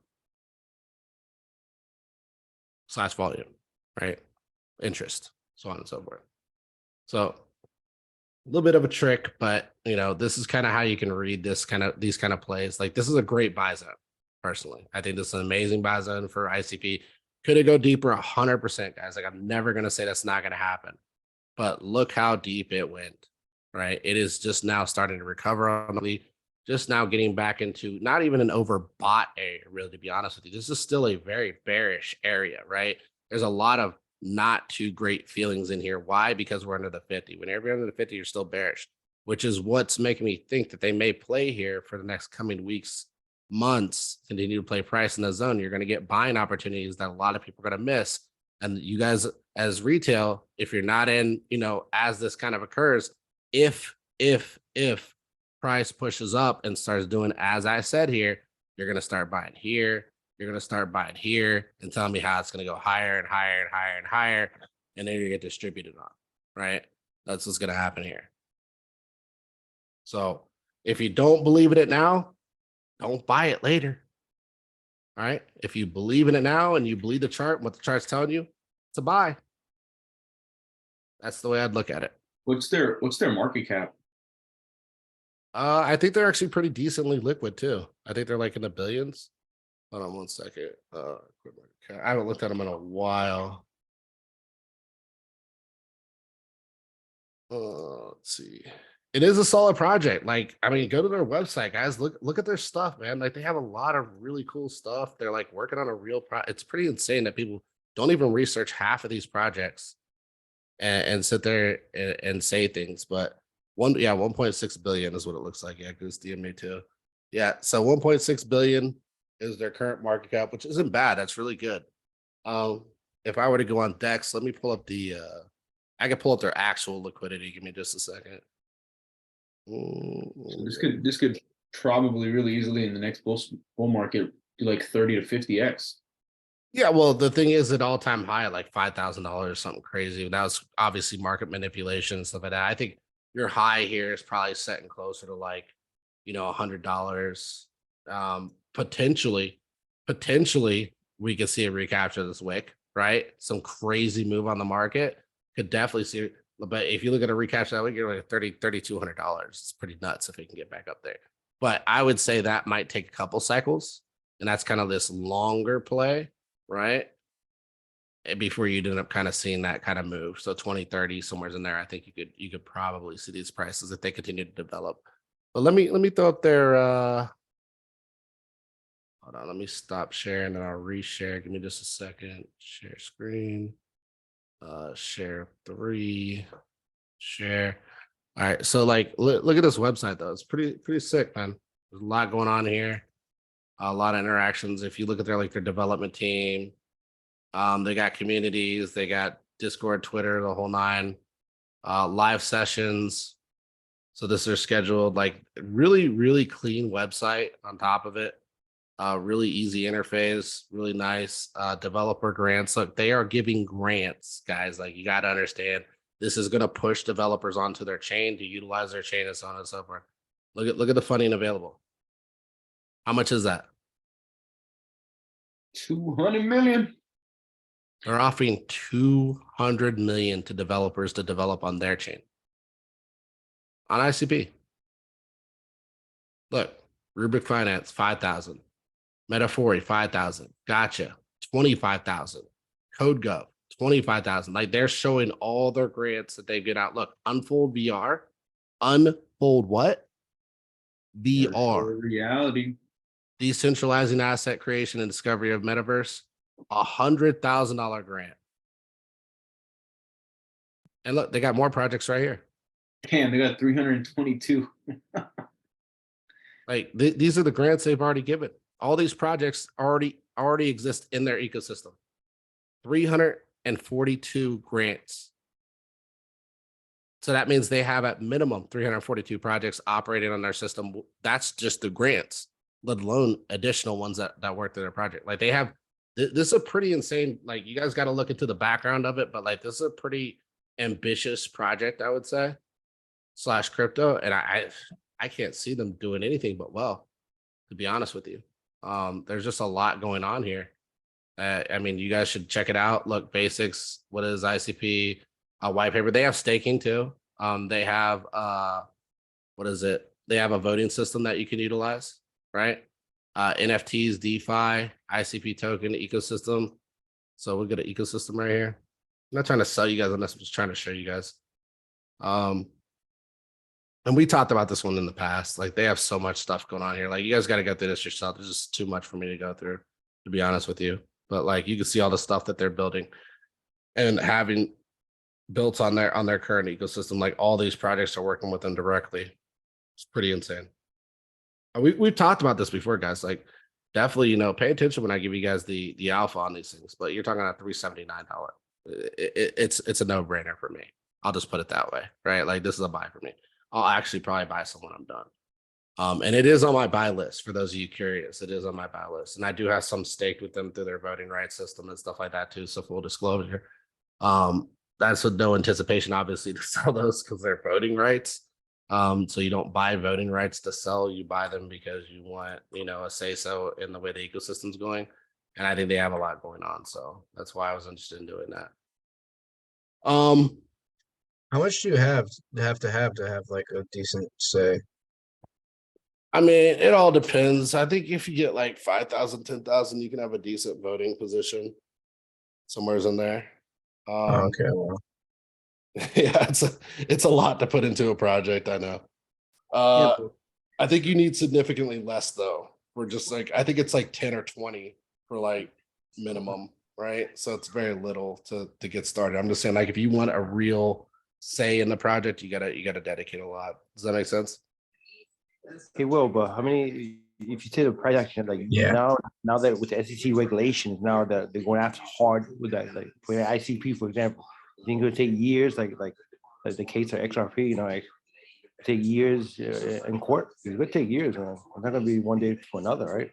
I mean, but XRP is not ICP and they're not going after ICP. No, I know, but I'm just saying that with the regulations, you know, they consider these, you know, quote securities, you know, the 13 cryptos. Yeah, we'll get into the SEC stuff in a minute. Let me just run through the rest of these charts. I had some requests. Okay. And then we'll talk about the SEC stuff. Oh, okay. REKER. What is it? REKR? Yeah. Let's get rid of that.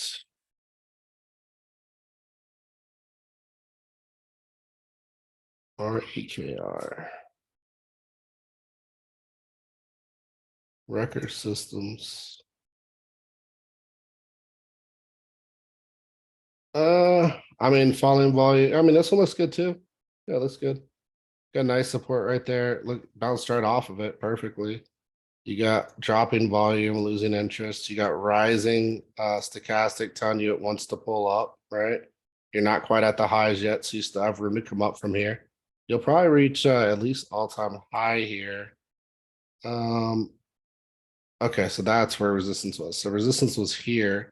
You get above this, like you got good potential to come all the way up to like right up here.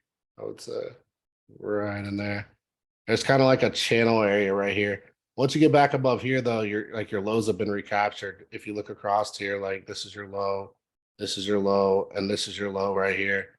Like almost identical lows, really, to be honest with you. And you may be like, what do you mean this one's deep? Yeah, that one's deep, but like look across like this, right? You were so close to hitting that. Would you have hit it if you'd have targeted? No. But if you'd have kind of came up to here, been a little more realistic, and then kind of take your buys on the previous low here, you could have easily targeted that. It would have shot through, filled your order, and pulled back up, right?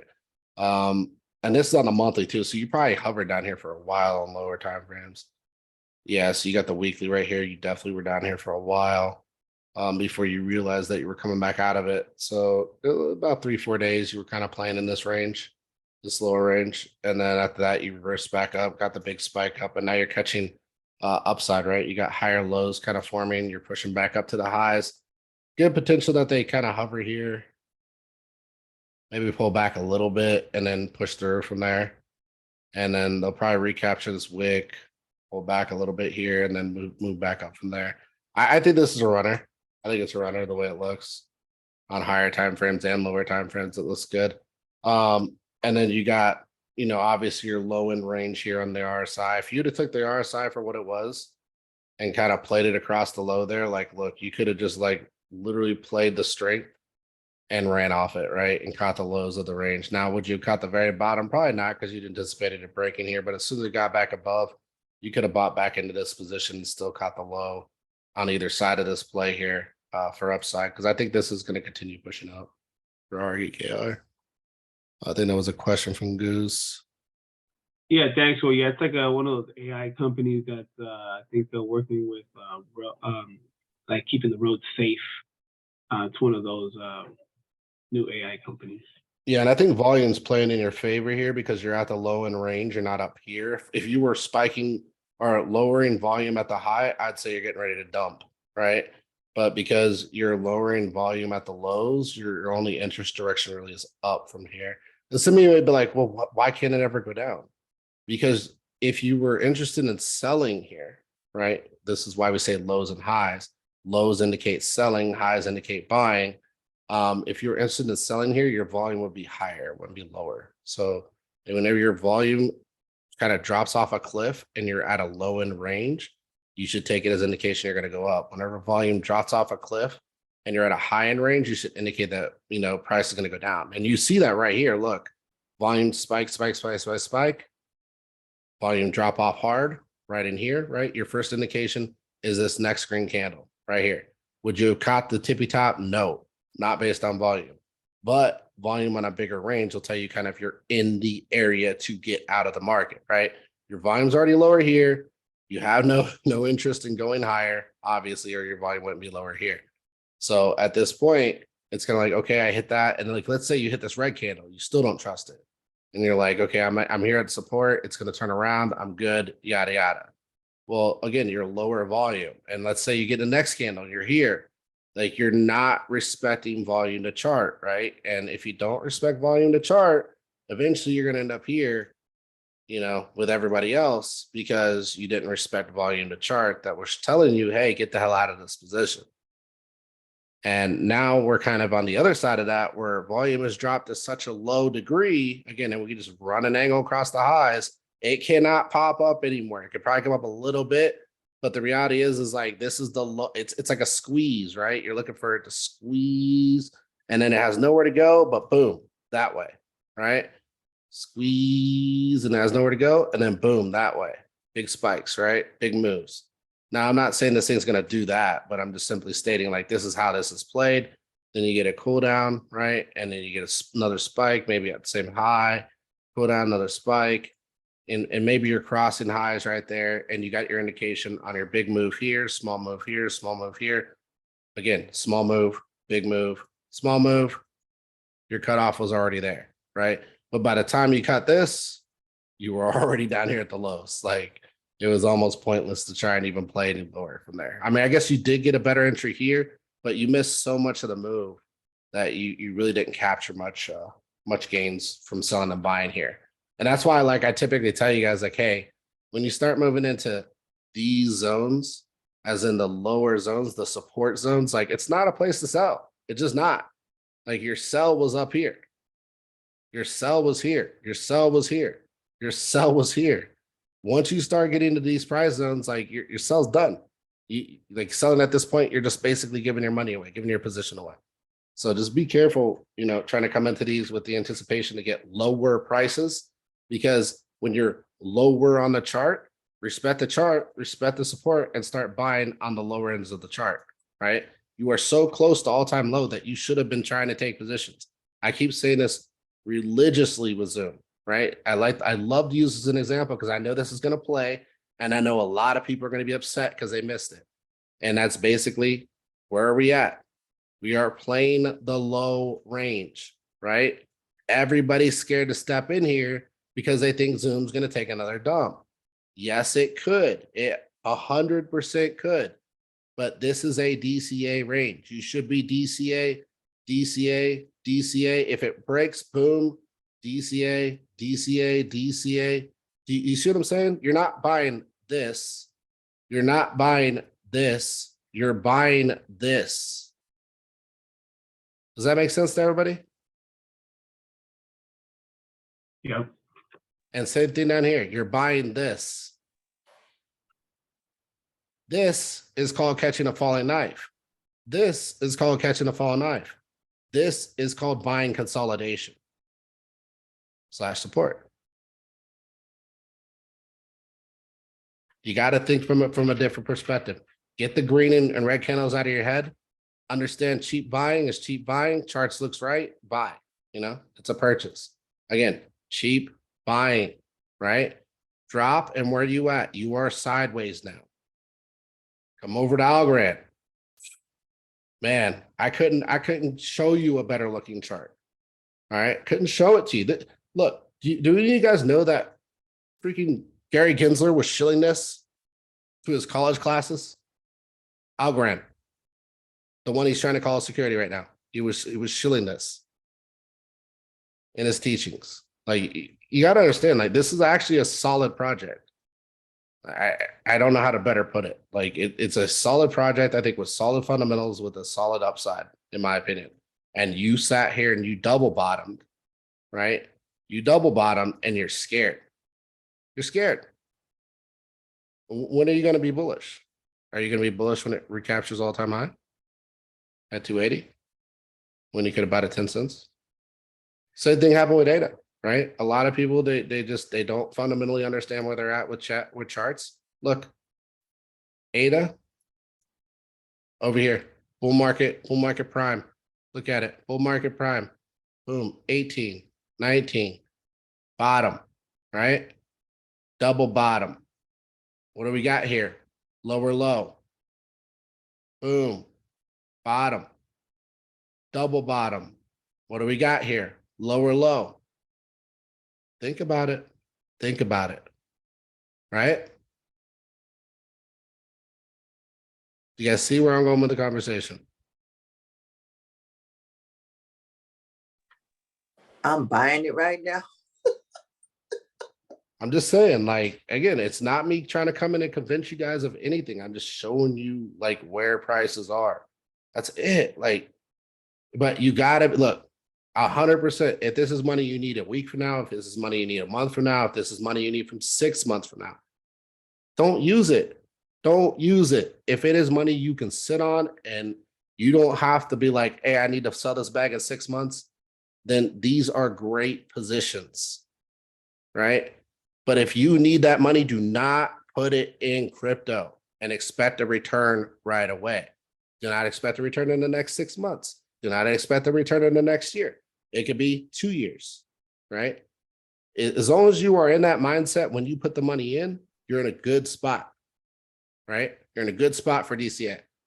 If you are sitting here and you are putting that money in and you're like, I need this money back in X amount of time, do not put that money in there. It's not me financially advising you guys. I'm just telling you, like, how this game is played, because you can end up sitting in some of these till like almost peak FOMO bull markets before they actually move.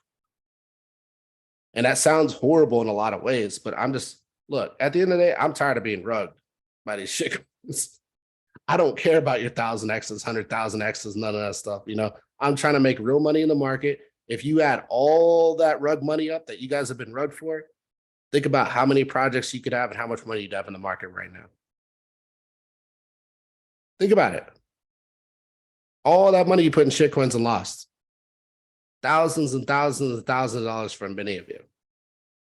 If you would have just put that in a realistic project and sold that out in the next bull run, think of how much you would have had. You talking about PSYOP and Ben? I'm just And talking oil. about shitcoins in general. Oh. I could go through my shitcoin list, man. You don't even want to know what I've lost on shitcoins. Yeah. Looking for the next Pepe, looking for the next Shiba, looking for the, you know, like I can go on and on for days, man.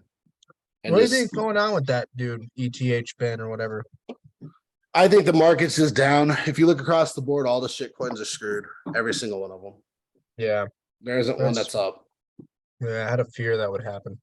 Yeah. Usually when you have that fear, trust it. Just put it that way. Well, here's the thing. If you'd have bought in, like realistically, I will be realistic about this. Look, if you'd have got the NFTs on, you know, the day of mint, you'd have been down big. And then from there, though, he ended up sweeping the floor. And if you'd have took that opportunity, you'd have been up 2x. That's where a lot of people should have thought about getting out, but I don't think a lot of people did realistically. Yeah, it's right? not worth it for 2x. You know what I mean? But that's just where the market is. You got to think about liquidity, Yeah. right? We don't Yeah. have the market doesn't have liquidity. A lot of people don't realize that like money's being switched around, but it's not due to new participants. To liquidity coming over and swiping other liquidity. I'd rather just go play poker and 2x. No big Yep, deal. exactly. And that's what I'm saying. Like if that's the plan, then that's what you need to do right now. Cause like Yeah. the market's not exciting. It's not. Yeah. If you look here at like total crypto market cap, we're at 1.58 billion. We were sitting at 1.2 like 2-3 weeks ago. That means 150 billion left the market. We're actually illiquid. We're coming down on liquidity. It's pretty crazy. But Bitcoin is pumping, and I think the reason Bitcoin's pumping again back over 26K is because you're seeing basically altcoins move to Bitcoin, right? It's a mind game of liquidity from one side to the other, being switched back and forth to support price. Let's see, let's get in here. Oh, somebody want a dot? Yeah, we could take a look at dot real quick. Oh, did not mean to do that. I mean, Dot's a really similar situation. Look, you got a nice consolidation zone over here. This is beautiful. Look, I'm telling you guys, look, tell me Dot, Algo, ICP, ADA, tell me they don't all look the same, guys. Just tell me that. Every one of them. Yeah, it didn't recapture its lows, but like, look at the bounce here. Look at the price. Looks just like ICP, dead on, right? Like it's crazy. All the liquidity is lining up the same way. Let's see. Got here, Atom. Yeah, we can look at Atom real quick. I mean, Cosmos is kind of I don't think a lot of devs like Cosmos, man. I'm not gonna lie. Like I know a lot of people keep talking about it, but like every time I talk to a dev, they're like, "Ew, Cosmos." I'm like, "Wow, bro." I'm like, "You guys really feel that way about it?" But it just seems to be a consistent conversation with me and a lot of the people in the space. Like whenever I mention Cosmos to people, I get a bad take from them.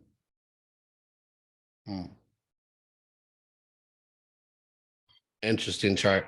So not a lot here really to say. I mean, you did catch a lower low, kind of bouncing up here to support. You didn't really recapture your low here though, of 22. Interesting. And then your volume is pretty much dead, right? That's kind of the other interesting part. This is a hard one. I won't lie, this is a hard one. I mean, I guess you could buy here if you were super bullish on Algo. The Algo could do really well. You got like what, $8.50 versus $6. I mean, it's not a big difference, right? So I'd say if you're bullish on it, sure. I think the stochastic's pretty bottomed. Right here. I think the RSI is moving down towards the bottom, but I think it's going to pretty much double bottom on the RSI, and volume's low enough to where really, because you're in a down draw, you could see a reversal back up, right? To recreate interest in price. So yeah, Adam could realistically catch a bid based on the way the chart is arched. I just don't like all this floating liquidity down here. I'm buying things that are rolling floors, not things that are floating in the middle. I don't like the diddle in the middle, if that makes sense for everybody. Let's see, 200, 300. Sorry, I'm just rolling through the comments over here, guys. EOS.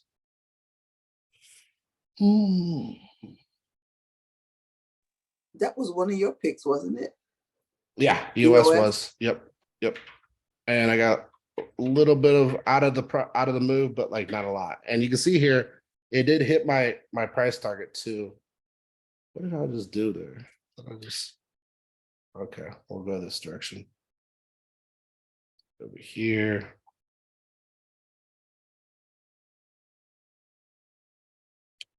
US USDT.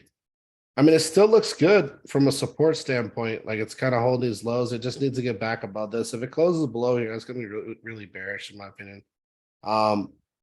As far as like strength, though, you do have solid rising strength. You do have broken a little bit below.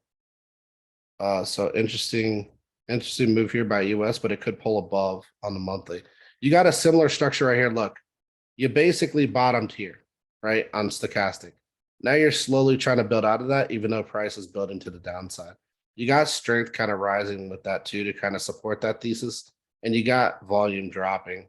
So like EOS, it might take a much longer position here, but it could very well kind of round out, right? That's what I would be looking for here versus a straight V, right? So just price to continue to find a floor, eventually find a floor, kind of like how ICP looks right now.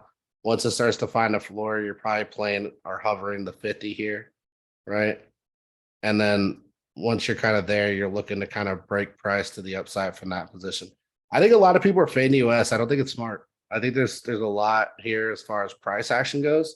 Now, is there as much price action as there was here? No, not at all. Like price was dead, then price spiked, then price is dead again, right? Like there's the interest here is really freaking weird. So I actually want to go back and look at this from a fundamental standpoint and see like what they're actually developing right now, what they're actually looking to get into. Are they looking to get NFTs? Are they looking to expand out into this or that? Are they doing new partnerships? Like I need to kind of run through these guys. When I took this originally, this play, I took it off of pure TA and it did hit my price target.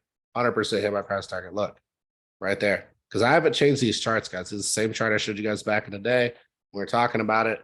Came up, hit price target, bounced off, rejected perfectly at price target, and then came back down, hit the lows again, right? Now we're kind of doing that dropping pattern against the rising strength. So something to keep an eye on. Yeah, I thought EOS kind of like fell off. I haven't like really heard what I mean, I got in with them in the fucking pre-sale, but then it spiked and then Died. yeah. Yeah, I noticed that too. It's just it seemed like price action though is like look at price action, even though like it looks dead, like you've got heavy bag buyers in here. It's really freaking weird with Really? strength. Yeah, if you look at strength right here, it's just rising, right? I did have a game on my phone that was like a SimCity type game, and it was ran on EOS. That was like 2 years ago.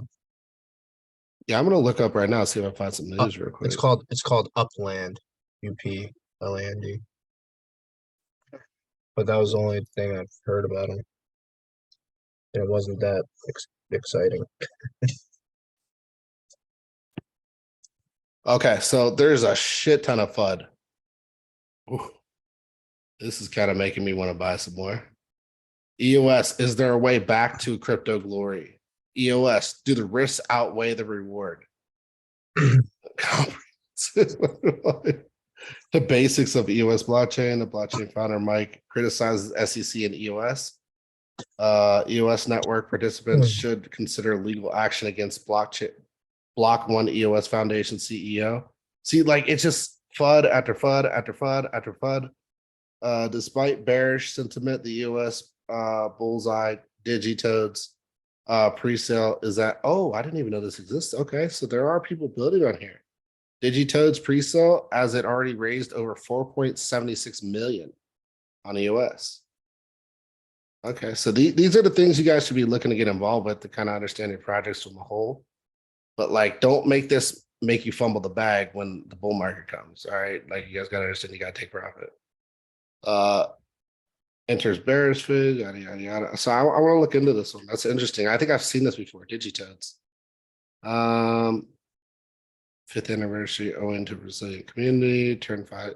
Yeah, and really, it could just be the same people buying this thing, man. Like the strength looks like it's there. Crashes to 67 cents, further drop expected. Like, look at all this shit, bro. Like, these people are literally just shitting on the US network on the news scenario. So it's like, do I really think that this is bad for EOS? I think it's actually bullish for EOS.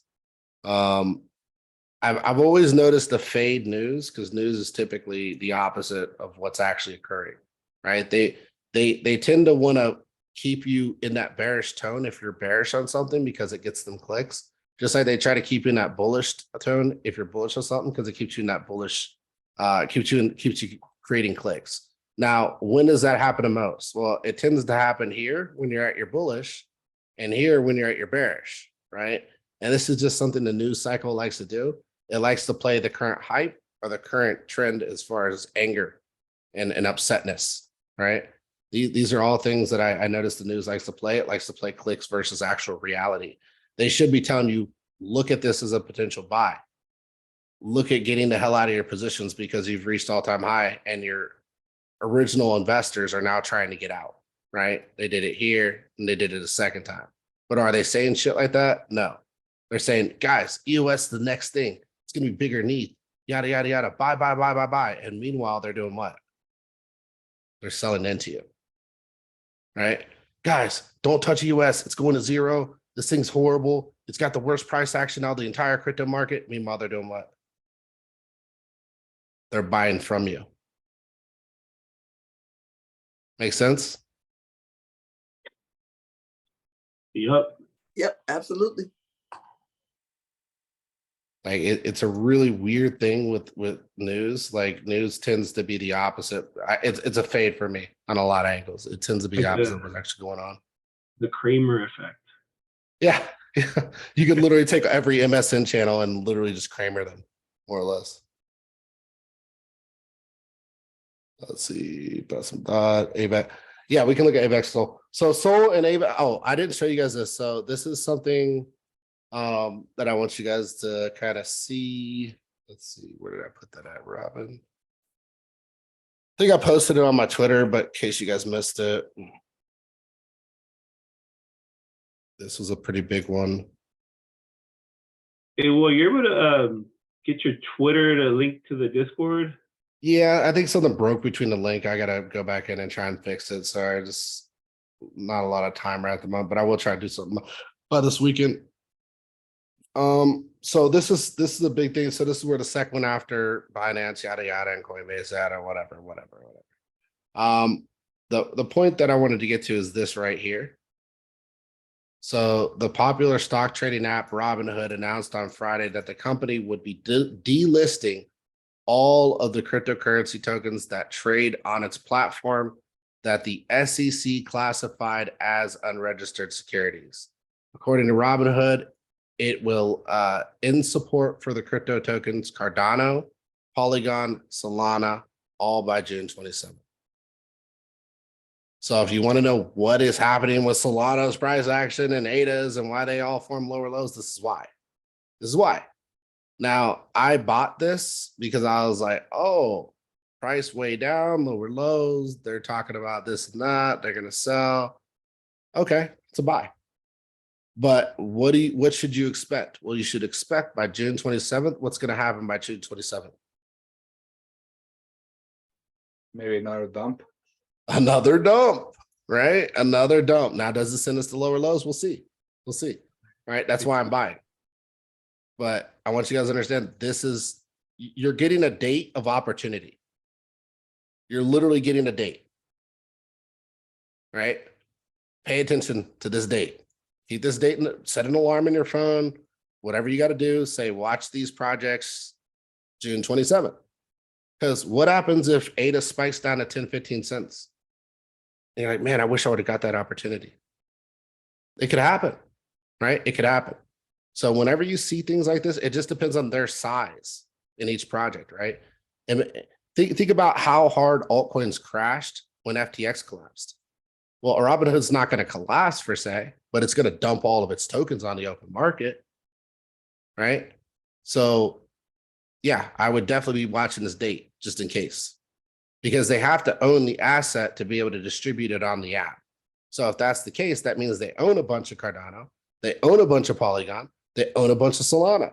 And that means if this is the date that they're saying they're going to dump, I would anticipate that that's going to be true. Why? Because what they're telling you here is, hey, anybody trading on our app that's buying these products, you're going to get cashed out. We're going to cash you out at whatever price the token's at. And guess what? That's what you're going to get. And we're going to sell off every bit of the asset that we own. So keep that in mind. All right. I don't think this is a FUD date. I don't think it's a fake date. I think that they'll realistically sell on this date. It's an opportunity to be watching. And if price doesn't dip lower, hey, that just shows strength and resilience, right? At the end of the day.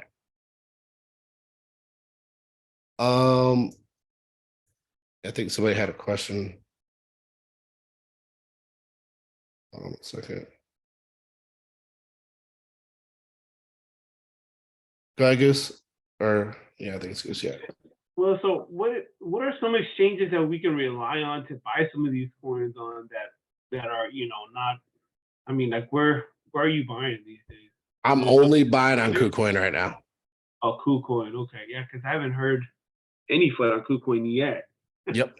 Exactly. I'm not trying to get caught in the crossfires of some kind of pause or some kind of holding withdrawals bullshit or something like that happen to my liquidity. So I'm buying on platforms I know I'm not going to screwed on. It's only KuCoin that I trust outside of DEXs. If I want to trade outside of that, I'm going to use swaps. So And are you like transferring to like MetaMask or like cold wallets or both? It's a mixture. You don't I'm- like MEXC, Will? I mean, I've played with MEXC. I just don't leave liquidity on those platforms because MEXC has a little bit of weird stuff with their liquidity sometimes, and they also have some arbitrage issues. So it's really a difficult play, I'd say, with MEXC.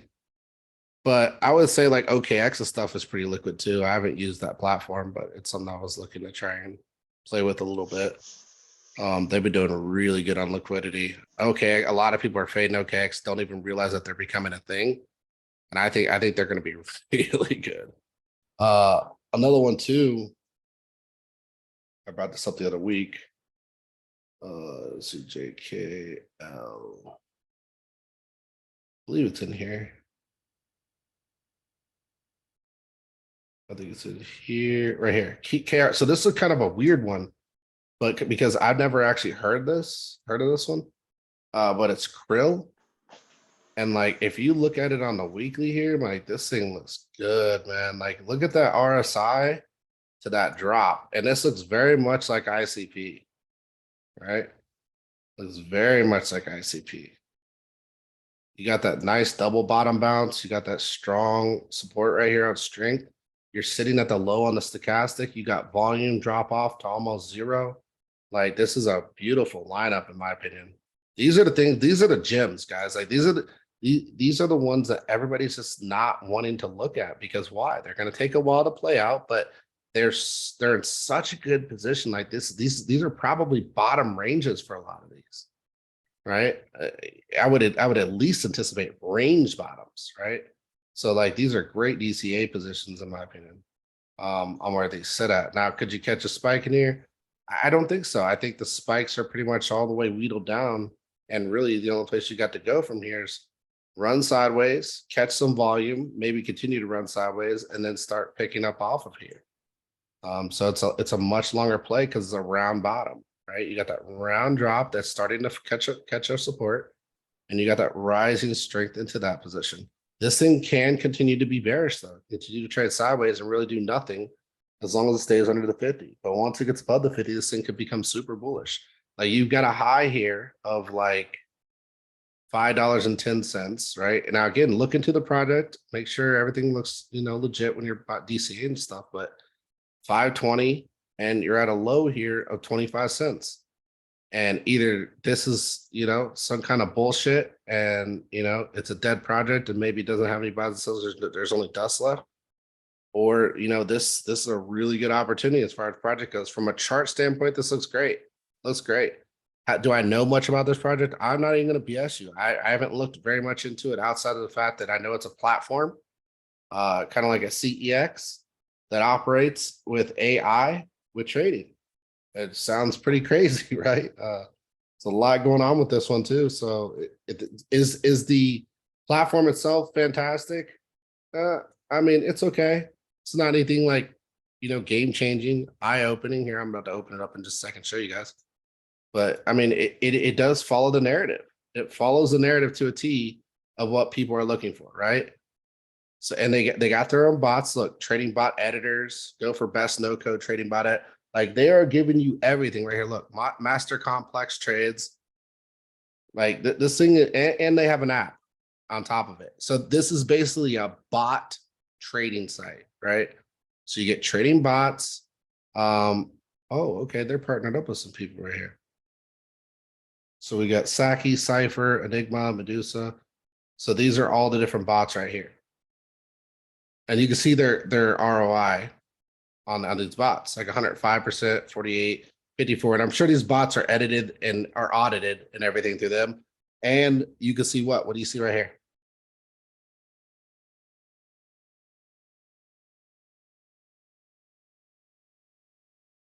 Anybody?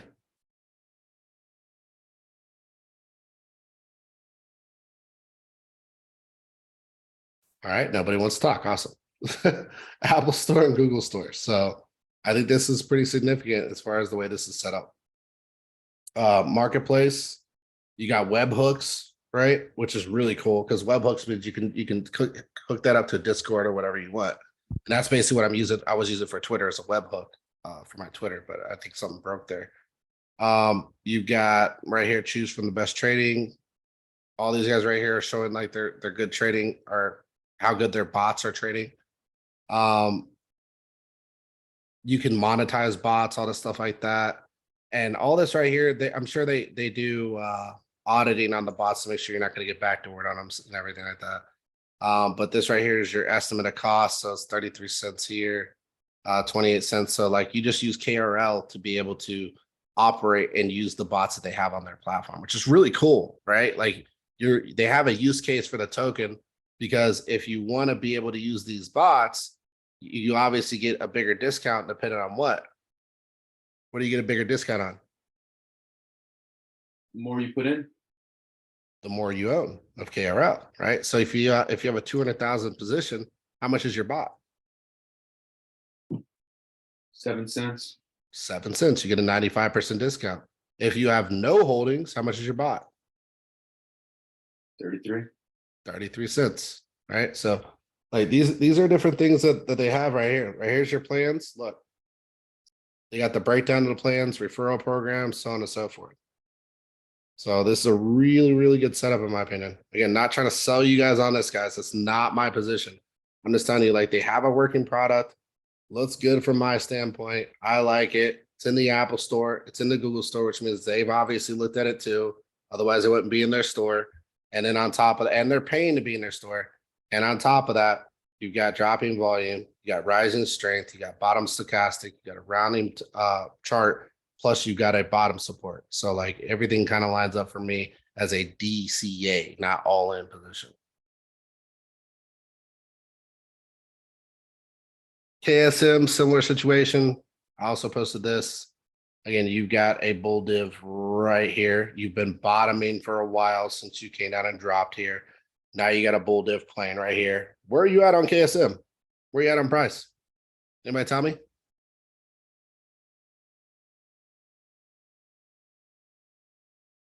Where's it at? Is it in the middle? Is it at the high? Where's it at? It's at the bottom. It's at the bottom. It's the bottom, yeah. It's at the bottom. So should you fade KSM at the bottom? I would say no, but maybe people have a different perspective. But this is the thing that I keep bringing up to you with the charts that I'm bringing to you. I'm bringing you stuff that's floor hugging. that has good strength, good momentum, obviously, right? Good products, good projects. You just got to sit in them. I know it's boring. I know the excitement's not there because it's not a shitcoin for some of you. But hey, you want to make money or do you want to just come in and gamble? That's the question, right? I'm showing you projects that can make you money versus gambling. I want to do both. Well, I get that. I want to do both too, but there's nothing to gamble. All the gambling shit, it either goes south on the pre-sale or 2X's and you don't get much at all. Yeah, I wanna gamble and make the money. Yeah, we'll be able to gamble. That time will come. It will I'm come. sure it will. And you'll be able to gamble all day long and make money continuously off just ridiculous gambles.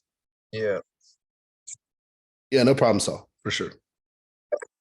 But yeah, that's where I see the market. I think I posted Jasmy too for you guys. I kind of told you guys it's a very similar situation with Jasmy.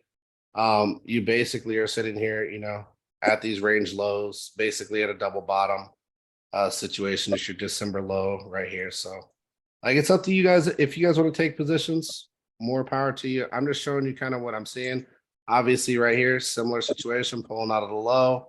You're looking really strong on momentum here, even though you dove deeper here. You had a bullish div, big bullish div from here to here. That's your 2021 low to your 2022 low. Big bullish div here. And now you're looking to reverse, in my opinion, back up. So, any other questions before we close things down? I still haven't eaten dinner, so want to get on here and have this session with you guys. I missed the other week. My apologies on that. I just had a lot to do. I had to rebuild my entire front of my car. Suspension wise, it's not wrecked. I wanted to redo my whole suspension. That's all. Hey, well, I was just wondering if you're still using Coinbase as an on-ramp. Yeah, I mean, I'll on-ramp through anything till it becomes a problem. What all do you have? So lately I haven't been using centralized exchanges because they've been giving me issues. Like I've had a ton of issues with Coinbase telling me I'm putting too much money on there. I'm not allowed to transfer that much money or this or that. Like try to tell me what I can do with my money.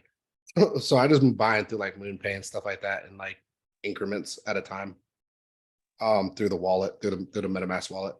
You can purchase through that way too. And it kind of separates that whole situation. They don't really care. I think you can buy it to like 2,500 a day or something like that with no issues. So like if you're looking to chunk in, that's a good way to on-ramp. With MetaMask? You Yep. can on-ramp with MetaMask. Yep. You go on So there. send money from your bank to MetaMask. So what it is you go through MetaMask. MetaMask has a third party. I think they have 4 different third parties. And so if you click buy on MetaMask, it will take you to that third party website, show you the 4 parties. You just register through them and then you can on-ramp directly through them. There's a fee, obviously, right? But you can still on-ramp through them. Okay. But that's the route I've been taking because I don't know what's going to happen with these CEXs, and there could be an issue later on down the road where they have to be forced to like, oh, deliver everybody who's been on your exchange and how much money they put on there, yada yada, and they start trying to track people down. So I just find it easier to on-ramp through the wallet itself. It's going to be more difficult for them to go through that route to try and get you. How do you can on-ramp with your bank account? Through MetaMask, yes. Really? Yep. So if you go to like MetaMask, do the expanded view, right, in your browser. And then if you look at that, there's an option to buy, send, swap, or bridge, right? So you click buy, it then takes you to the buy section. And then let me just make sure it doesn't have any of my information here. Okay. Yeah. So if I click buy, it'll take me to here, essentially, right? And then once you hit buy, you can buy through PayPal, you can buy through debit or credit, you can buy through bank, you can buy through wire, you can buy through Cash App. So obviously the fees differentiate between which way you're trying to get money in. So let's say I want to buy through PayPal, I hit continue. They tell me, okay, how much would you like to buy? I say, I don't know, I want to buy X amount. So let's say I want to buy Ethereum and I want to buy, I don't know, $10,000 or whatever. What's going on here? Change payment. I don't know why it's not. Oh, hold on. Why does it tell me connect MetaMask? Give me this a second. I gotta see what's going on here. It's weird.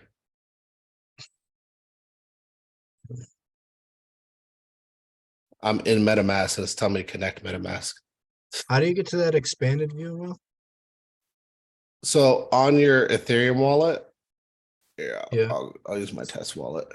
So like, this is my test wallet. I use this for display purposes. But like, let's say I wanted to get to the buy section, I would hit buy here. Oh. Okay. And then you can go through whatever route you want to go through. So let's say I want to go through debit here. And then I don't know what's up. A wallet connection is required. Yeah. Connect. I don't know why my thing is doing this, but typically you'll just put in a dollar amount. And then once you put in a dollar amount, it'll give you like 5 different options for buying. And then you can buy through any of those options. Now, obviously fees differ across each one. And really what you should do, this is just my opinion, is you should be registering with all the options because their prices differentiate throughout the day. So if you want the best price, you could switch between options, but you don't want to have to KYC with them one at a time. So you KYC with all of them at once. And that's basically just so, they can identify you so the bank will give them the money, right? And then they'll transfer you the ETH or whatever you want to buy and you transfer them the money. Now, it's not a fast on-ramp process because they're holding Ethereum or whatever you're trying to buy and they're sending that to you after they've confirmed the transaction has gone through. Does that make sense? Yeah. Okay. So But still, couldn't they like subpoena MetaMask in a sense? there are limits. Yeah, correct. No, MetaMask. So I don't think MetaMask is operating with the government specifically. I think they've been asked to in the past, but there's no way for them to really identify you through MetaMask. How they would have to identify you is through your purchases through like MoonPay or whatever, like whatever option you use. So if they subpoenaed MoonPay, if they subpoenaed MoonPay specifically and said, hey, tell us what accounts have interacted with you and what wallet addresses those interactions went to, then they could figure you out. Does that make sense? Yeah. Like MetaMask doesn't know who you are. The third party would. Yeah. Well, if That's you're the thing. connecting your bank, I mean, Well, again, you're still buying. So what it is that third party is an intermediary. I hate that word. But they're basically in the middle, right? So they're middlemaning the purchase. So they're taking the money from their bank. They're saying, hey, bank, this person agreed to give us this much money for some of our product. And then the bank's like, okay, we'll send the money because they've requested it. And then you send it to MoonPay. Then MoonPay takes the Ethereum that they have or whatever you're buying, and they send that to your wallet address. So the only person that sees that transaction is MoonPay, right? So not the bank, not MetaMask. So both sides are blocked off from seeing each other through that third party, but that third party does know exactly where it went and they know who bought it by the bank account that it came from. So if those third parties get subpoenaed, then it's screwed, right? Yeah. So that's my other fear is that after they finish with these CEXs and they try to get them all on board, because I think what they're trying to do essentially, and this is something I was going to get back to, what I think their plan is here with the SEC and stuff like that. I know a lot of you have different theories, but I think their plan is to attack on-ramp offering, right? Because centralized exchanges are the easiest way for average retail to get it on and off the chain. So they're trying to bring them in line through securities, right? Calling everything a security and saying you can only carry things that are securities, basically making them stocker brokers versus actual centralized exchanges, where they carry securities versus actual, products that are not securities. Or what they did say was commodities, right? They said these were commodities. That's what they originally said that they were. If they're not securities, they're commodities in crypto. So what they're trying to do is they're trying to bring them in line so they only carry securities and they only allow registered securities, which means every project to get on their platform has to be registered as a security, which brings the SEC money, which also brings them in line with the SEC. And then at that point, anything that you do or operate on their platform can get, turned into the IRS if all that's the case. I mean, it will be either way, but like that's the plan here. And then from there, they'll probably move into these third party kind of middlemen and try to start subpoenaing them and forcing them into inline also. And that would basically control all on-ramp, off-ramps, through the form of, average retail. So now the only way you can get on and off is through a visible port that they can see on their end. Does that make sense? Yeah, it's pretty lame. Yeah, it's just a way of them to bring I would say the whole ecosystem in line with what they want. Yeah. Typical government movement is to control the fiat inflows, outflows, and then once you control that, you can start working your way through the system and eliminating any type of potential threat to the US dollar. Yeah. More or Yeah. less. Yeah, it's kind of a mess. Yeah, that's why I'm not too worried about the SEC specifically. I think their whole plan, like for them to go through with it, will take them probably multiple amount of years to get through. Government's really slow on moving on a lot of these things. They may threaten, but they don't move fast. That's the one thing you can always appreciate about government. It's got to go through a lot of tiered systems. Yeah. Oh, Well, they moved fast with COVID response, so that was the Well, only thing that- they did move fast. yeah, that's the only thing they that's a whole different so like when it comes to CDC, they have no option but to move fast, right? If it's a pandemic. But Yeah. if it's anything outside of that and it comes to regulation or it comes to like building a new office, you're looking at 5-10 years typically before they even make a movement. They'll talk and they'll be like, oh, we got a contract. And then you'll do like maybe Yeah. 10% of the project and then they got to make a new contract because it's budget, right? It's always the Yeah. budget that holds up the whole thing. And they'll run into budget issues and then they'll be like, well, we got to wait for the next budget before we can continue making law on this. Or we got to wait for the next budget before we can continue building on the site. And it'll just completely stop building and then they'll start it up again, maybe a year later once they get the budget again. So. Gasoline fuel. Yeah. You guys know how it is. You know how the games play with the gov though. So like it's not a big conversation. It's something like you could take as like fear, uncertainty, doubt. We all know what that word is. But in this scenario, like that's why I think a lot of these coins went in to form lower lows and came down pretty hard, but they're holding, right? They're not getting crushed.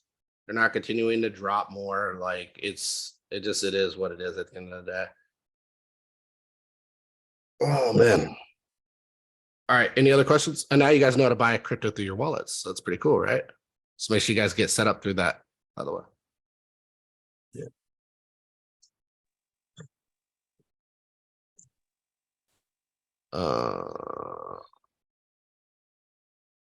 Gracias. Yeah, no problem. I'm just reading through the chat real quick. Coinbase. Yeah, you can buy XL. You can buy whatever you want through crypto if you guys want. Like you can buy through Coinbase, whatever you guys want. I find it easier to operate with my wallet versus I've had so many issues with Coinbase, man. Like they tell me I had too large of transactions, like all kinds of crazy stuff.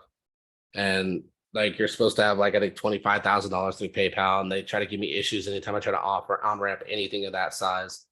They frozen my assets a few times. They even told me like that I can't send my money to specific wallets because they're blacklisted wallets. I'm like, what does that have to do with me? And like, why are you restricting me from sending my crypto anywhere as I want? It's not your choice. It's my crypto. And it's like, you see what I'm saying? Like it's ridiculous. And I had this like big argument with them. Like, dude, it's my stuff. Like, it's not yours. That's my money. I bought that crypto. I'd send it wherever I want to whatever wallet I want. Who stopped it? Who did that? Who stopped it? Coinbase did Really? that. Yeah. They hit me up for trying to send my money. Yeah. There's some anonymous wallets out there that, are considered black market wallets. Yes. And I don't want to get into details too much. No, I'm not a heavy drug dealer or anything like that, but like I've sent to some people that have some blacklisted wallets, and Coinbase is literally freaking like frozen my account for it before for like 30 days. And I don't know if they like reported me to the feds or whatever, but like they froze my assets and told me I can no longer on ramp, liquidity. And then later on, obviously, re-cleared me to re-on ramp again because of the amount of money I was moving around and like where I was sending money and everything else. I'm not a drug dealer or anything. Like I don't traffic people or nothing like that, guys. I don't want you guys to get the wrong idea, but like, this is something that like I've had issues with them before with, and it's really stupid. I thought you were a human trafficker from day one. I just want to throw that out there before stories start circulating. I was like, man, this guy knows Epstein. What's that? You can't be laundering money through Coinbase, man. Yeah, no, they did try to get me for that once. It's like, is this where does money come from? It's like my bank account. What are you talking about?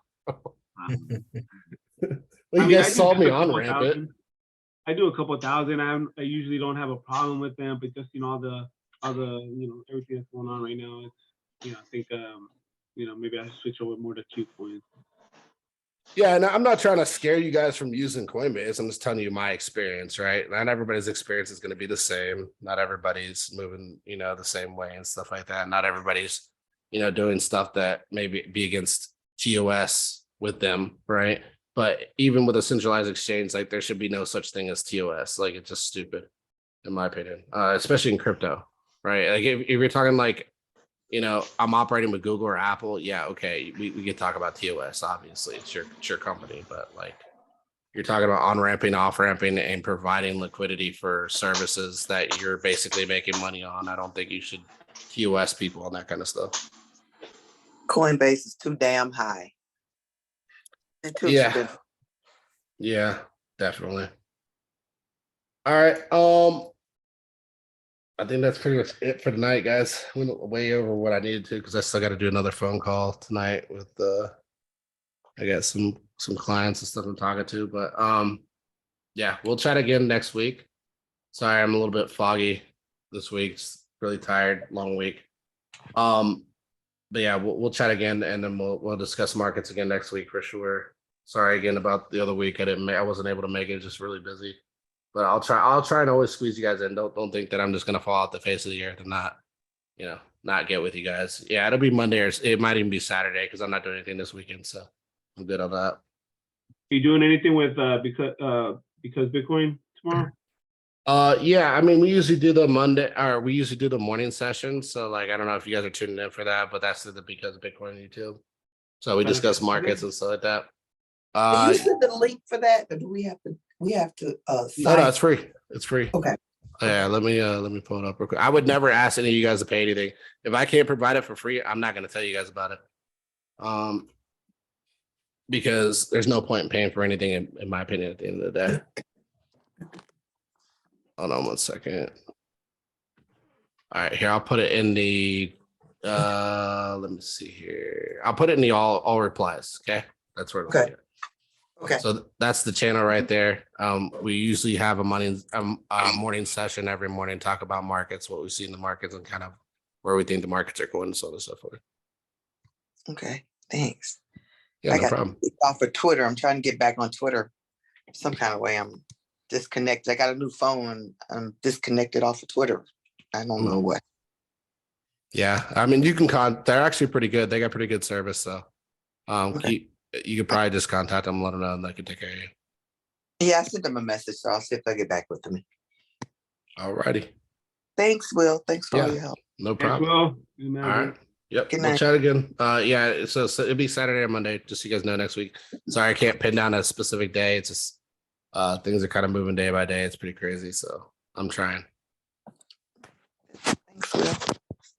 Good night. Thanks. Yeah, no problem. Buenas noches. Yep. I'll see you guys. Have a good one.